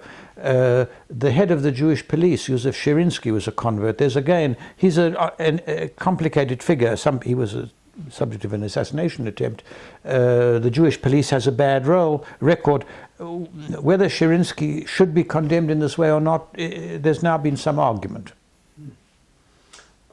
I'd like to quote a couple of things from other individuals in this series that you Sure. read. And you didn't write it, but I'd still like your feedback on it sure. and your take on it, please. This is by a guy named Adam Teller. Yes. And he says, in the shtetl, as elsewhere in Poland and Lithuania, the Jews were the victims of violence, both verbal and physical, on the part of the neighbors. However, a close examination of the sources reveal that the Jews were able to give as good as they got and often did so. Violence in the shtetls and towns of Poland was by no means one-sided. The court records contain many cases of Jews attacking townspeople, peasants on their way to market, and even nobles and priests who tried to interfere in their daily lives. Do you have a take on that? Is that accurate? Yeah, basically it is accurate. But I would say that what you've got to remember here is the Jews had a great... let me make 2 points. One, the traditional historiography stressed the weakness of the Jews and that they were constantly subject to violence. Many of the people who are writing about the 18th century, Adam Teller, Gershon Hundert, and others, are people who grew up in the United States. Teller actually is English, so that's a little different. But they've reacted against this, but they are people who've come out of environments in which anti-Semitism is not a feature of the political culture, nor have they ever been exposed to it. So I think they downplay the marginal character of the Jews and the extent to which the Jews felt vulnerable. The Jews certainly felt very vulnerable. I think that there are cases where the Jews responded, but the idea that the Jews were able to respond on an equal footing, in my view, is not correct. And what I would say here is that if you look at the regulations of the Jewish communal bodies, in particular the larger ones, the Council of the Lands and the Council of Lithuania, they are very preoccupied with not doing something which will provoke the surrounding populations. There are enormous number of sumptuary laws. A sumptuary law is a law which says how you should dress. Women are told not to wear gold earrings or not to wear too obvious jewelry. Men are told not to wear too many fur hats. This suggests a sense of being under pressure. The Jews love to describe their situation in terms of stories, Agadot. These are part of the Talmudic tradition. Agadah is part of the Talmud. And the best example which the Jews used for their situation in Poland was, we came to this wonderful plain, which was really fantastically fertile and well suited to us. And we began to build houses and start fires and so on. But then we realized this was not really a plain, it was a huge whale. And the whale started moving and we were worried that it would throw us off. So... Could you please discuss the tensions between Western European and American Jews and the Eastern Jews? Because I've seen and read stuff that the Reform movement had a lot of disdain for the Eastern Europeans. The Zionist movement, apparently, the Orthodox at least, they're the butts of a lot of criticism. Could you discuss that? The Jewish world was deeply divided from the 1880s, from the development of this crisis which I described until, I suppose, 1948 and indeed after that. And one of the consequences of emigration was that the older, better integrated communities, France, England, United States, were confronted with Germany, with serious problems when less integrated and less acculturated Jews came.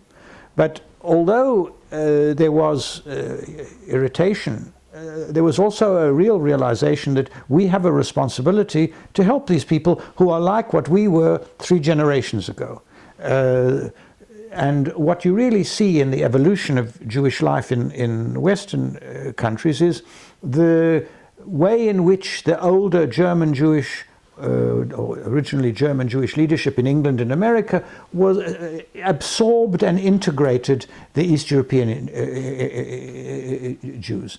If you think of the United States, the German Jewish organization was the American Jewish Committee. Today, the key figures in it appear to be East European. Nobody could say it's more liberal in some ways than the American Jewish Congress, or than the AIPAC, or than the Anti-Defamation League. But it's not any different in ethnic composition. The same is true in England. The Board of Deputies absorbed the Anglo-Jewish Association, the more integrationist and old-fashioned institution. On the question of reform, you know, reformed versions of Jewish life, contrary to what's often argued, did actually begin to develop in Eastern Europe, but they were only at their beginnings when the war broke out. And in the case of the Soviet Union, of course, there was no free development. So we don't know how these would have developed, but they were certainly beginning to develop there. Okay. How much were Jews represented in the socialist and communist movements? You've discussed it somewhat. And how did that impact relations with Poles? Because I've read things about anti-Semitism evolving from that. This is a situation both before... The Communist Party in Poland was quite small. Jews were a significant proportion of this very small Communist Party, but I mean, we're talking about people numbered in their hundreds, whereas the main Jewish parties were the Socialists, the Bund, which was a socialist party allied with the Polish Socialist Party, the Zionists and the Orthodox. Jews were also a significant proportion in the secret police. Okay, could you back up on that? Yes, Jews were also a significant proportion of the people involved in the secret police apparatus after the communist takeover of power, although the majority of people, even in the leading echelons, were ethnic Poles. We know a lot about this now because the Soviet and Polish documents are open.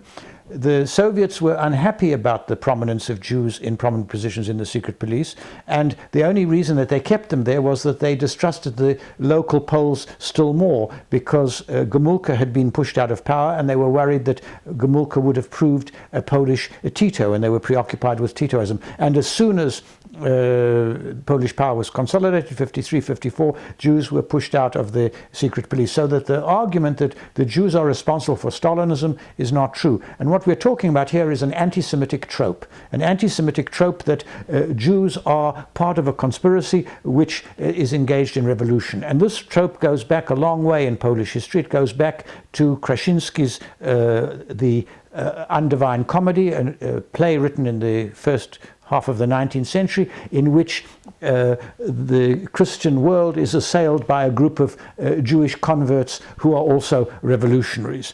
And this is also to be found in Ignacy Kraszewski's dystopic novel, The Year 3000 or A Nightmare, in which he describes a future Warsaw, now renamed Moshkopolis after its Jewish ruler Moshek, a diminutive and derogatory diminutive for the word Moses, who have taken over Warsaw. Most Jews were not revolutionaries. Most revolutionaries were not Jews. Most Bolsheviks were not Jews. Most Jews were not Bolsheviks. Most Polish communists were not Jews. Most Polish Jews were not communists. Could we jump over to the Holocaust now? Yeah, sure. But I'd like to end all the problems between the Poles and the Jews and arguing various things. And you quote in one of your articles I found in one of these books, you quote Richard Lucas, and this I'd like to start with this and get your take on what he said. You used it. You quote him. Lucas is saying, quote, "The highly sensitive subject of Polish-Jewish relations can no longer be painted with the broad brush of anti-Semitism. The subject needs trained professional historians to present other facts, refusing to apply one standard of moral behavior to Jews and more severe ones to the Poles." So he's reflecting his sense of this. What's your take of this argument? I agree with the sentiment expressed there, but in my view, Lucas clearly doesn't apply this himself. Lucas's work is deeply flawed, and Lucas is not a serious historian, and I would not take Lucas's work seriously. I think that Lucas's attacks on Gross, saying that Gross was writing his work for money, is an anti-Semitic statement. Okay, but could you elaborate on this argument then? Where do you go with this? That the more dual moral. I guess I spoke with Charles Tchaikovsky the other day. Do you know who he is? Yes, Tchaikovsky, yes. And he brought up Norman Davies, and I don't know too much about it, but there's a controversial remark. It's the same thing, but I'd like your feedback on the whole realm of conflict about this. And supposedly Norman Davies said, and I haven't checked this, but the reason the Poles didn't save Jews is the same reason Jews didn't save Poles. I'm saying the reason Poles didn't save Jews is the same reason Jews didn't save Poles. So that whole conflict... Let me say something about that statement. Of course, this is a complicated question, and I don't believe in collective responsibility. I think that you have to understand the very complicated situation in which people operated. The Poles were themselves persecuted during the Second World War, but of course their situation was very different from that of the Jews. The Jews were condemned to mass murder. Poles could survive provided they kept out of the clutches of the Germans. The Poles who were being persecuted were the ones who were involved in resistance. The statement that it is sensible to ask why Jews didn't save Poles as why Poles didn't save Jews is deliberately provocative, and in my view doesn't actually help very much. What we need to ask is how many Poles were involved in rescuing Jews, who were they, and why did they act? I don't believe that this is I think that a statement like Davies' statement lacks what one needs to deal with the situation, which is empathy. A sense of understanding for the extremely difficult human situation. This is not an issue which is to be in which there is going to be in a court where the court will decide X is right and Y is wrong. This is a very complicated human drama in which, above all, we are talking about human tragedies. Okay. Again, forgive my ignorance. No. But could you, let's go back to Lucas. I'm not familiar with his work, but you said some of his work is anti-Semitic. Could you? Well, let's take that out. I don't like the word anti-Semitic. Well, put in another word, hostile to Jews, whatever you want. What exactly for my... Lucas is a Polish apologist. If you look in the book which I edited on it's called The Neighbors Responded, Polish Responses to Jan Gross's book Neighbors. The article which Lucas wrote about Davies, about Jan Gross's book, in which he says that Gross is involved in a conspiracy to extort money from the Polish people in the form of reparations and is seeking money for himself. These are not the remarks of a scholar. Could you, along these lines, then, could you address the conflicts and controversies about the Holocaust between Poles? I mean, there's been a lot of tensions, as I understand it, between the Poles and the Jewish community, especially the ones from Poland, about the Holocaust and a range of things in that realm. I think that what I would say here is that the last 20 years have seen major attempts to re-examine the Polish role and the problem of the attitude of Polish society towards the mass murder of Jews, which was carried out on Polish soil by the Nazis. And it should be stressed that this was carried out by the Nazis. One important stage in this process of rethinking the past was the article which Jan Polonsky wrote in Tygodnik Powszechny, one of the leading liberal Catholic newspaper, in January 1987, called The Poor Poles Look at the Ghetto, Biedni Polacy Patrzą na Ghetto. In it, he said that Poles should stop trying to make excuses, trying to explain their behavior, and to say, first of all, yes, we are guilty, winni in Polish. And this guilt, in his view, did not consist primarily in participation in the mass murder of the Jews, which, for the most part, Poles did not participate, but in two things. One, their insufficient effort to resist, their failure to provide assistance on a large scale, and secondly, which resulted, in his view, from the fact that in the late 19th century, Poles had not created the conditions in which Jews could integrate into Polish society. He gave an analogy. He said, we allowed the Jews to come into our house, but when significant numbers of them came in, we said there are too many of them and they should be living in the basement. The Polonsky article provoked a major debate, and there were many people who criticized Polonsky, but it was seen in the Jewish world as a major step forward, and also it began new development in Poland. In the period after Polonsky published his article, communism came to an end in Poland, and opportunities for research became much freer. Two new developments took place. The first was a large mass of new research on Polish-Jewish relations was conducted in Poland. This research, for the most part, confirmed the growing strength of anti-Semitism in Poland and the increasing difficulties which the Jews faced.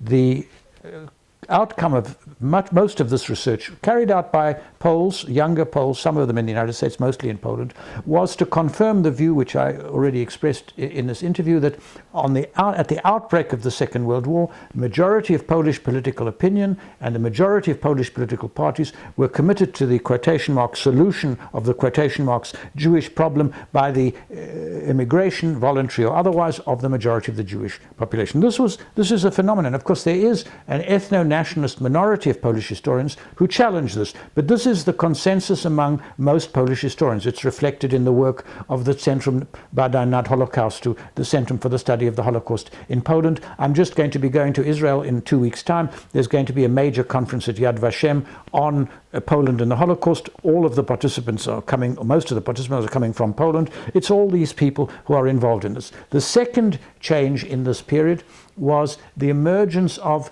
and the new works by a significant number of Polish Jewish writers, and the emergence of a certain number of new Polish Jewish writers. That is, people who consider themselves Jewish but write literature in Polish. Henryk Grinberg, Hanna Kroll, Bogdan Wojdowski, Wilhelm Dichter, and many others, and Michał Głowinski and others. And from their work, in particular Michał Głowinski, a book which has been translated into English as The Black Seasons, you get a pretty negative and clear picture of what life was like for Jews during the Nazi occupation. These books were written in Polish and they made a big impact in Poland. This is the context in which the second major turning point took place, and that was the publication of Jan Gross's book Neighbors, which showed, using the documentation from a post-war trial, 2 post-war trials, that the Polish population in a small town in northeastern Poland, with considerable incitement but with very little actual assistance from the Nazi occupiers, murdered the Jewish population of the town, at least 700, probably 1,000 people. This has created a new climate, and the Lucases and the ethno-nationalists in the United States are just out of sync with what has happened in Poland. Just as in Germany, there has been a complete rethink of how the German past should be written, so in Poland, most historians of the 20th century understand the complexities of the situation, understand the difficult nature of the situation, but have no illusions about the nature of Polish behavior. And I've been involved in this for a long time. I was just given an honorary doctorate at the University of Warsaw. If there was such a divide between Poles and Jews, why do they give somebody like me an honorary doctorate? And I should also say that in my address, I addressed these issues, and not only was it very well received, but the rector asked me if I would come on the staff of the university. Okay. So I think Chodkowski and Lucas are just, part of something that's... Chodkowski is a well-meaning individual. I like him, actually. Who's he? I don't know who he is. The man you call Chodkowski. Okay. I mean, you will... Okay. So he's an apologist also? No, he's okay. I think he's... I find him... Okay. Along the same lines, what has been the highs and lows? I presume you've been involved in a lot of inter-ethnic dialogue or something with the Polish community, here, over there. I don't know. Could you address the highs and lows of that? It must be a rocky road over time. Well, I think that, I've edited this journal for 25 years now. I don't think now I think the problem now is a very different problem from what it was before. There are two problems. One problem is that the understanding which exists between historians has not been communicated to the general public, Polish or Jewish. The Jewish public is much more sympathetic towards Poland, partly because Poland is very pro-Israeli. But the question is, how do you communicate this? And there are a lot of people in Poland and here who are trying to reach a larger audience, but the question is how. A second problem is what's happened in Poland is that there is a divide in the historical profession. There are on the one hand the self-critical and anti-apologetic historians, of whom I consider myself a part, and on the other hand there are the ethno-nationalist and apologetic historians. The two, by and large, don't talk to each other. I regard this as unfortunate. I do understand why my friends in Poland are so indignant at this ethno-nationalist group of historians. But I think that we are talking about historical disputes, and I would be happier if the two groups talked to each other more openly, because we are talking about disputes about which it is possible to have different points of view. But essentially, the divide that's the divide that needs to be overcome. It's not a divide between Poles and Jews. It's a divide between the liberal, pluralistic, outward-looking Polish majority and the ethno-nationalist and apologetic Polish minority. And this is also reflected in Polish politics today. This is the difference between the two main Polish political parties. Is there an equivalent on the Jewish side or no? Most, I did an interview about this a few years ago and for a Polish Jewish paper, and they asked me, what do American Jews think about? Most American Jews don't think about this. They've got many other preoccupations. There is a certain level of prejudice, but it's being overcome. This is not a major Jewish preoccupation, but there is now a large group, or relatively large group, of historians in Israel, in North America, in Western Europe, working on Polish Jewish topics, and who have the skills, the languages, which you need to have in order to do this. And I don't feel any barrier. When we first started the yearbook, we would think about the ethnic origin of people who wrote. I never do this now. I only ask myself one question: is this an article that we should publish because it tells us something new? And I don't see any difference in the approach of, in quotation marks, Poles and in quotation marks, Jews to these topics. Some Poles are very self-critical, more than I would be. Some Jews are very, like Adam Teller, who I respect a lot, just got a wonderful job at Brown, and one of the leading 18th century historians, very good friend of mine, on the editorial board of our newspaper, of our journal. But I think that I don't agree with him on every matter. It would be very surprising if one did. Right. What about the issue of the ethnic origins? You're saying that's changing, but originally, when things are more heated, it was always an issue to look for balance or to suspect bias in a writer's. I think that within the academic world now, this is not the situation. There was just a big conference in London on Warsaw as a Jewish metropolis. And Poles and Jews, were there, obviously. It was remarkable how uncontroversial it all was, even when people, or at least how unemotional it all was, even when people dealt with complicated, difficult and controversial topics. But I think there is a problem how you reach a larger audience. Could you address, this has been a big irritant, I guess, for some Polish commentators, the fact that many Jews have always held Poland very largely responsible for the Holocaust. Could you address that? Do you know what I mean? Well, I think this is just out of date. Everybody recognizes now that, or at least not everybody, but I think that enough has been written to show that Poland was an occupied country, that the freedom of the Poles in the situation was highly restricted, that Polish reactions to the Nazi mass murder of the Jews are similar to the reactions of every other European country. That is to say, Most people were concerned above all to survive. A minority, you can decide how large this minority was, supported the Germans, and another minority, you can also argue about how large it was, supported and had tried to assist the Jews. That's the situation in Poland. It was the situation in France. It was the situation in Belgium. It was the situation in Italy. The question is how to evaluate that. And I think that this is, in my view, no longer a live issue. You mentioned that Poland is the Polish government is pro-Israel or relatively pro-Israel. What are the factors that have contributed to that? What's your speculation? I think that this is an interesting question, and it's a complicated question to answer. The first reason is, in my view, that in Western Europe and in the United States, Jewish integration succeeded.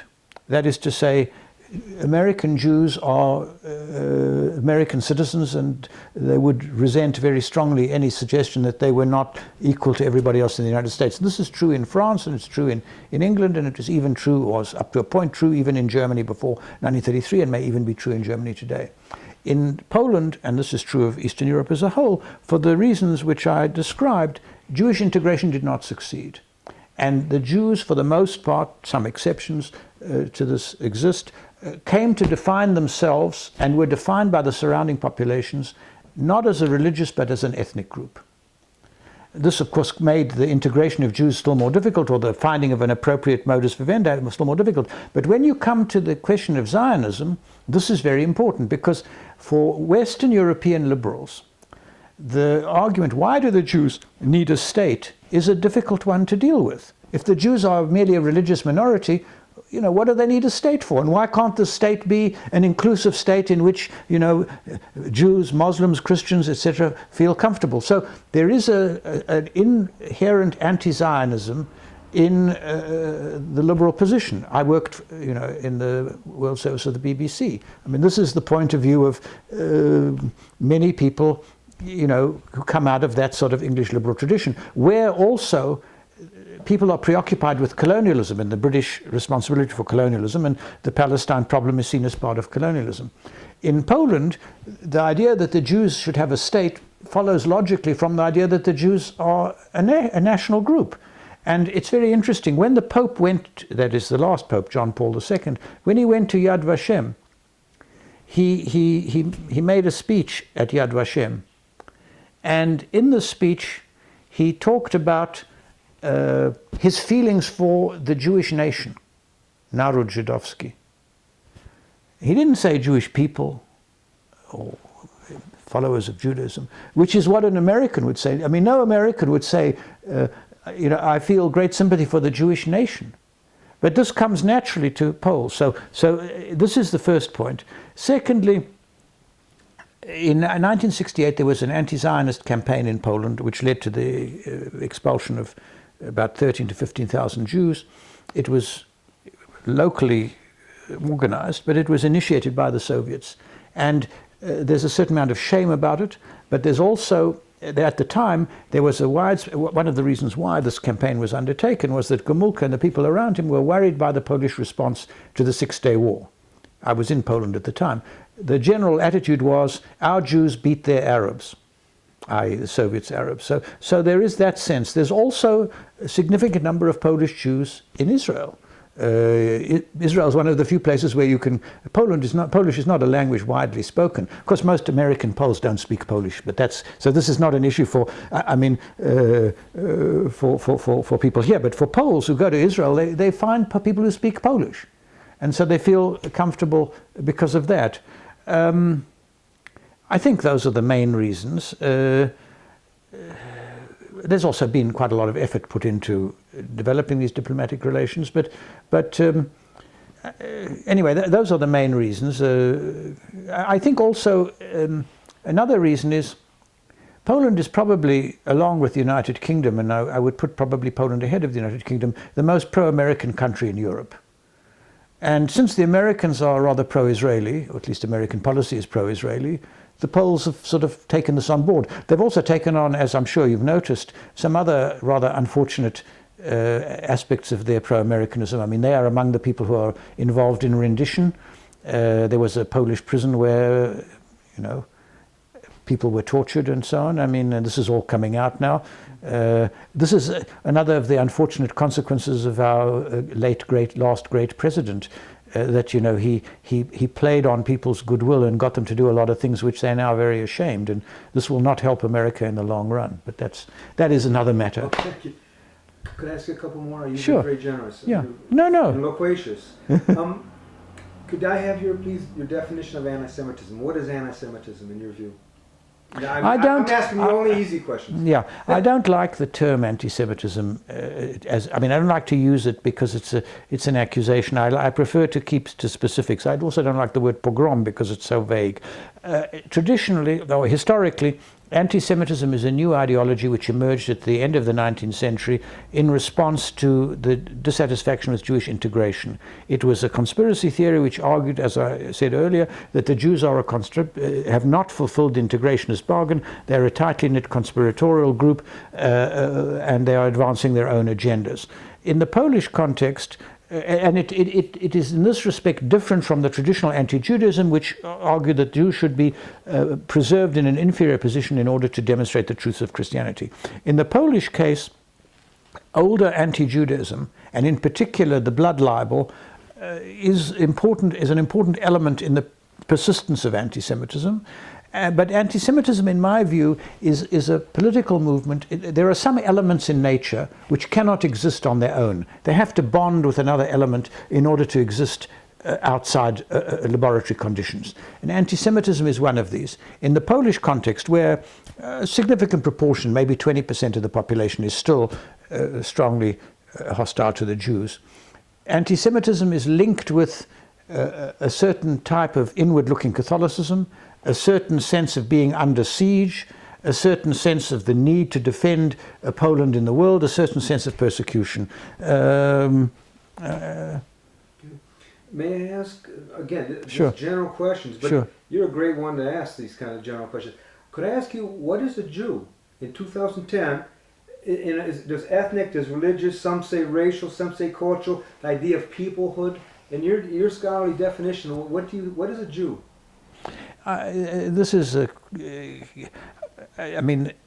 There's this problem now because of the law of return and the question of conversion in the State of Israel. But in my view, anybody who considers himself a Jew should be regarded as a Jew.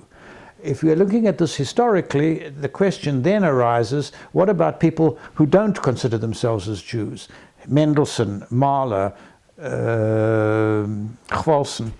I would say then these people are not Jews, but it's interesting, or Mandelstam, people who converted. But what's interesting in their case is what it remains. Everybody has a complicated identity. People are more than one thing. Americans, Jews, liberals, conservatives, and so on. Jewishness is part of a larger identity, and I think that when one looks at this problem historically, when one's trying to analyze writers, for instance, I don't think one should try and out people as the way people outed gays, but it's clear that gay sensibility affects a writer's behavior, and so somebody who has a Jewish background, like Mandelstam or Pasternak clearly rejected his Jewish background. He said that the Jews should stop being Jewish.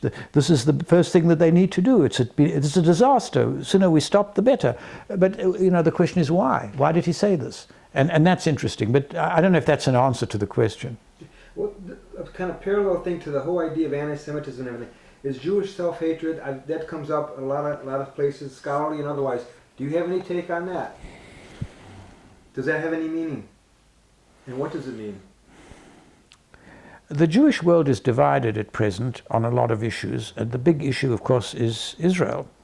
And I think that I'm a pro-Israeli. I support the existence of the State of Israel, but I'm not uncritical. I think that it's perfectly. I don't think that to criticize the State of Israel makes you self-hating if you're a Jew. I was very friendly with the late Tony Judd.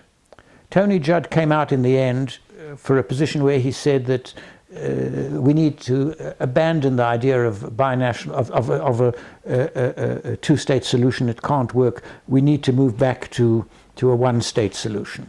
I think he's wrong. I don't think if a two-state solution won't work, then a one-state solution is going to work even worse. Look at Lebanon.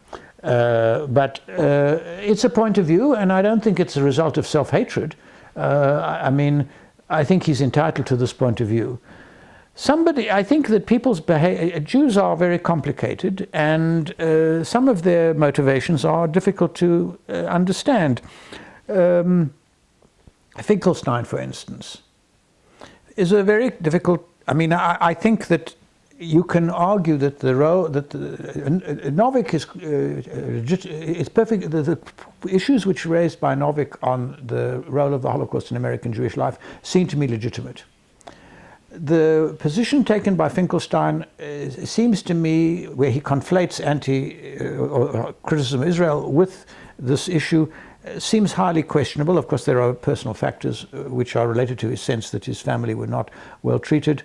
I think you also have to ask yourself in these situations how you allow yourself to be used. The fact that Finkelstein has become the darling of the anti-Semites in Poland and that they publish his material should give him cause for thought. But again, I mean, I don't like to use the term self-hating. Professor Bartoszewski. Yeah. We've touched on this a lot, but I still he said the overwhelming majority of Jews of Poland rejected assimilationist tendencies. Now we hit on that, but could you just respond to that, please? That singular thing, is that true? Yes, I think that this is the result of the failure of integration. The reasons for this failure are rather complicated. I quoted Polonsky. Polonsky blamed the Poles primarily for this. Other people, and I think Bartoszewski also takes that view, but other people have said it's the Jewish desire not to integrate. It's a rather complicated phenomenon. Had Poland succeeded in reforming itself at the end of the 18th century, or had the 1863 uprising been successful, it's likely that Jewish integration would have proceeded in Poland on a line similar to what happened in Hungary, where at least until 1914, Jews were enthusiastic supporters of the Magyar idea and were enthusiastic Magyars, learnt the Hungarian language and so on. This broke down after 1918, when on the one hand Jews were accused of having played a disproportionate role in the communist regime which established itself briefly in Hungary in 1919, and secondly, when the smaller Hungary had no place for the civil servants who came back from the outlying areas which were now part of Czechoslovakia, Romania and Yugoslavia, and there was a competition for positions. I don't think that the failure of integration on the Polish lands was inevitable, but it's a fact that we have to reckon with. Indeed, I would say that the failure of integration, that is the failure to transform the Jews, except for a minority, and the minority is quite significant, maybe 10, maybe 15%, into Poles of the Jewish faith, is the central fact of 19th century Polish Jewish history.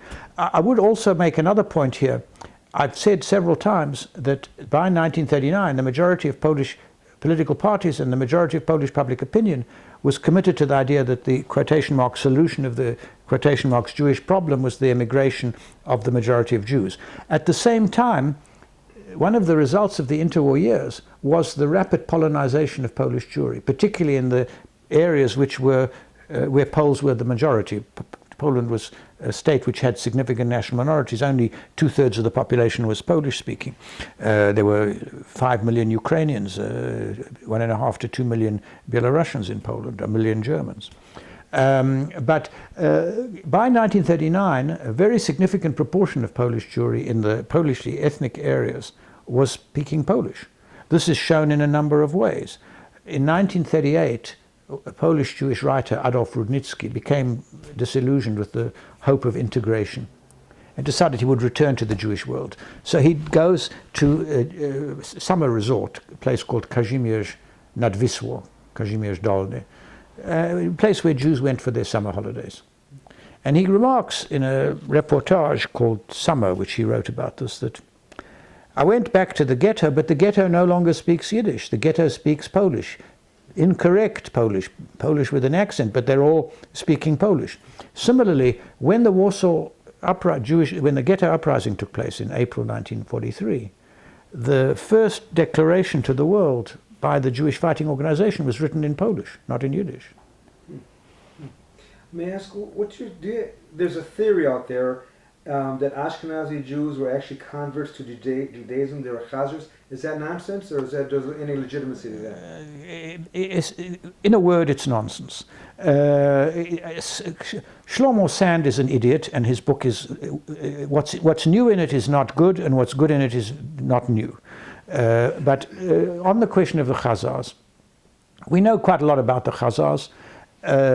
We know that probably the Chazar elite converted to Judaism. Some other converts took place, but clearly, and there were some people of Tatar, Chazars are Tatars, some people of Tatar origin within the Jewish community in Poland. But the overwhelming majority of Polish Jews were Ashkenazi Jews from Germany, and presumably they spoke Yiddish.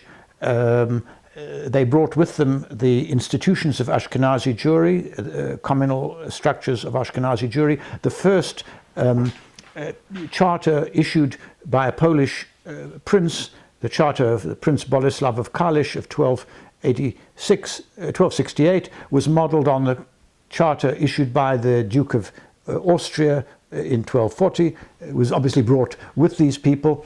Now you may say, where did the Ashkenazi Jews come from? Well, that's a more complicated question, but the likelihood does seem to be that these are Jews who emigrated originally from the land of Israel, from Palestine, whereas the Sephardi Jews are Jews who emigrated from Babylon. How do we know this? We know this because of the Hebrew pronunciation. Sephardi pronunciation pronounces the taf without a dot as a T. Ashkenazi pronunciation pronounces the taf without a T as saf, as an S. This is, we know from inscriptions in Palestine, 2nd and 3rd century Palestine, that that's how it was pronounced in Palestine.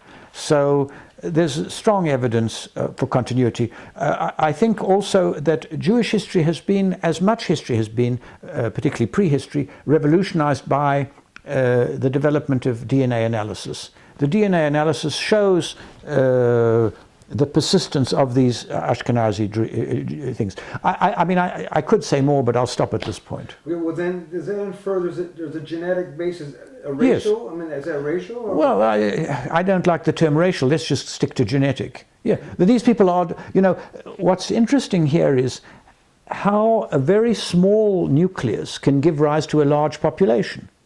There are a number of examples of this. When the British took over the Cape, in 1795, there were 20,000 people who spoke Dutch. Today, there are 4 million Afrikaners. They're almost, some of them are the result of intermarriage with non-whites, but that shows how a very small population can become very large. When the British took over Quebec in 1763, the number of French Canadians was around 30,000. There are 7 million of them today. This is not taken into account by Shlomo Sand, who is merely, who's not he's a historian of 20th century France. His knowledge of Jewish history is minimal. Okay. Could you briefly discuss the March of the Living? There's been controversy about that. The March of the Living, in its initial concept, I think had many negative characteristics, and the stress on both the responsibility of the Poles and of the triumphalism of Israel was unacceptable. I think that as a teacher, when you encounter people who've been on the March of the Living, these are among the best students one has, and they certainly are able to see through the more manipulative elements of the March of the Living. And I think that a lot has been done in recent years to try and improve both the material which the people on the March of the Living get. This has been successful, particularly in relation to the people from North America, and also to increasing contact between people on the March of the Living and local people. Polish scouts, Polish Prime Minister participated. I think also there is a problem, and this needs to be two problems which still need to be addressed. One is the use of Israeli security services. I think it's a good idea to hire local security for this, just because the Israeli security doesn't understand the local scene. There have been some incidents which I don't need to go into here. And the second is, I think it's inappropriate on the March of the Living to use the Israeli flag. I understand why people do it, but I mean, it's not, in my view, the right thing to be doing. May I ask, there's a tradition of Jacob and Esau? Esau, yes. Okay, and I don't know much about it, but I know that in that tradition, Jacob is the Jewish line, and Esau, tradition is the non-Jewish line. And that Esau, I'm sorry, what was it? Esau is a wild man, he's a beastal, and all these, and that's a direct parallel, it seems, to the European Jewry's view of the peasant. Does that well, no? Yes, it certainly does, but let's point out, Jacob and Esau are the two sons of Isaac, and Jacob tricked Esau out of his birthright. In Christian apologetics, the younger son always displaces the elder son, and Jacob is used in Christian apologetics for the Christians, and Esau is used for the Jews. So the Bible can be used in a number of different ways. The Christians use this for supersessionist reasons. The Jews are responding at one level to this. What they say is Jacob is he's our true ancestor, and Esau, it was, you remember that the conflict between Jacob and Esau, which as described in the Bible, essentially is a conflict between a pastoralist, a shepherd, and an agriculturalist. And this is one of the oldest conflicts in human society. The Bible is a book of myths, after all. I mean, this is not written down by God and dictated to Moses on Mount Sinai. I mean, let's not have any illusions about that. And that's what we're describing here. People read this and interpreted it in that way. But of course, Jews also felt sympathy for the peasants because they went beyond this. The Bible is a very dangerous book. It's a dangerous book when people take it literally. In the South, you'll remember that Ham was the son of Noah. And Noah, after the ark landed, got drunk, and he sort of was lying down there, and Ham exposed his nakedness. And there is then, it said, "Cursed be Canaan, a servant shall he be unto all generations." In the South, they used this to justify slavery. It doesn't mean that they were right. And it's just another example of, the evil of religion. So Ham is supposed to be black, or what's yes, black? Yes. Daniel Stone says this. Just a couple more. Yeah, sure. I mean, I think that I hate to lose you. You're really so good. Daniel Stone, in one of those, says, quote, "Strong Jewish lobbying convinced the Allies to require newly created states, including Poland, to enact minorities treaties with the guarantees and ethnic freedom applicable to non-Jews as well as Jewish groups. Yes. The whole subject of this arouses considerable heat today, even at scholarly meetings." Could you address that? Is that true? Could you address that? I think it's less controversial now because we're faced with the problem of how to protect minorities, for instance, the Hungarians in Transylvania, and this issue comes up again. The national minority treaties were a failure. They were intended to guarantee... When the Habsburg and German and Russian empires broke up, national states emerged in Eastern Europe, but none of these national states were territorially coherent, and none of them, and all of them, there were large numbers of national minorities: Germans, Poles, Ukrainians, Poles in Czechoslovakia, and so on. And at the Versailles Treaty settlement, the British and the Americans wanted to protect these minorities, and they imposed treaties on the Lithuanians, the Poles, the Czechoslovaks, the Romanians. They didn't impose a similar treaty on the Germans. That was felt to be a mistake. I don't know if it was. The problem with this treaty, the treaty didn't actually guarantee, what it guaranteed in relation to the Jews was the right to use their language in court, the right to have their own school system, and the right to vote in elections. In other words, elections could not be held on Jewish holidays when Orthodox Jews wouldn't be able to vote. These are not very far-reaching rights. The problem, and of course they apply to non-Jews as well, the problem was how to guarantee these rights. The idea was that they would be guaranteed through the League of Nations. And the problem with that was that in order for a grievance to be brought up in the League of Nations, you had to have a country that was represented in the League of Nations. From 1925, Germany was in the League of Nations. The Germans and the Ukrainians used the German delegation, but the Jews correctly felt this would be too provocative. So there was no way you could raise grievances. From 27, 28, you could raise them as through a rapporteur, that is through a civil servant, but the Jews also didn't do this. So the argument that this minorities treaty was being used to create problems for Poland by the Jews is just not historical, and people now know this. The treaty was repudiated by the Poles in 1934 when the Soviets entered the League of Nations, because the Soviets were worried, the Poles were worried that the Soviets would use this to raise the maltreatment of Ukrainians in Poland. The Poles had actually treated their Ukrainian minority extremely badly, and in 1930 there'd been a very brutal pacification of the Ukrainian population. Well, thank you. You've been very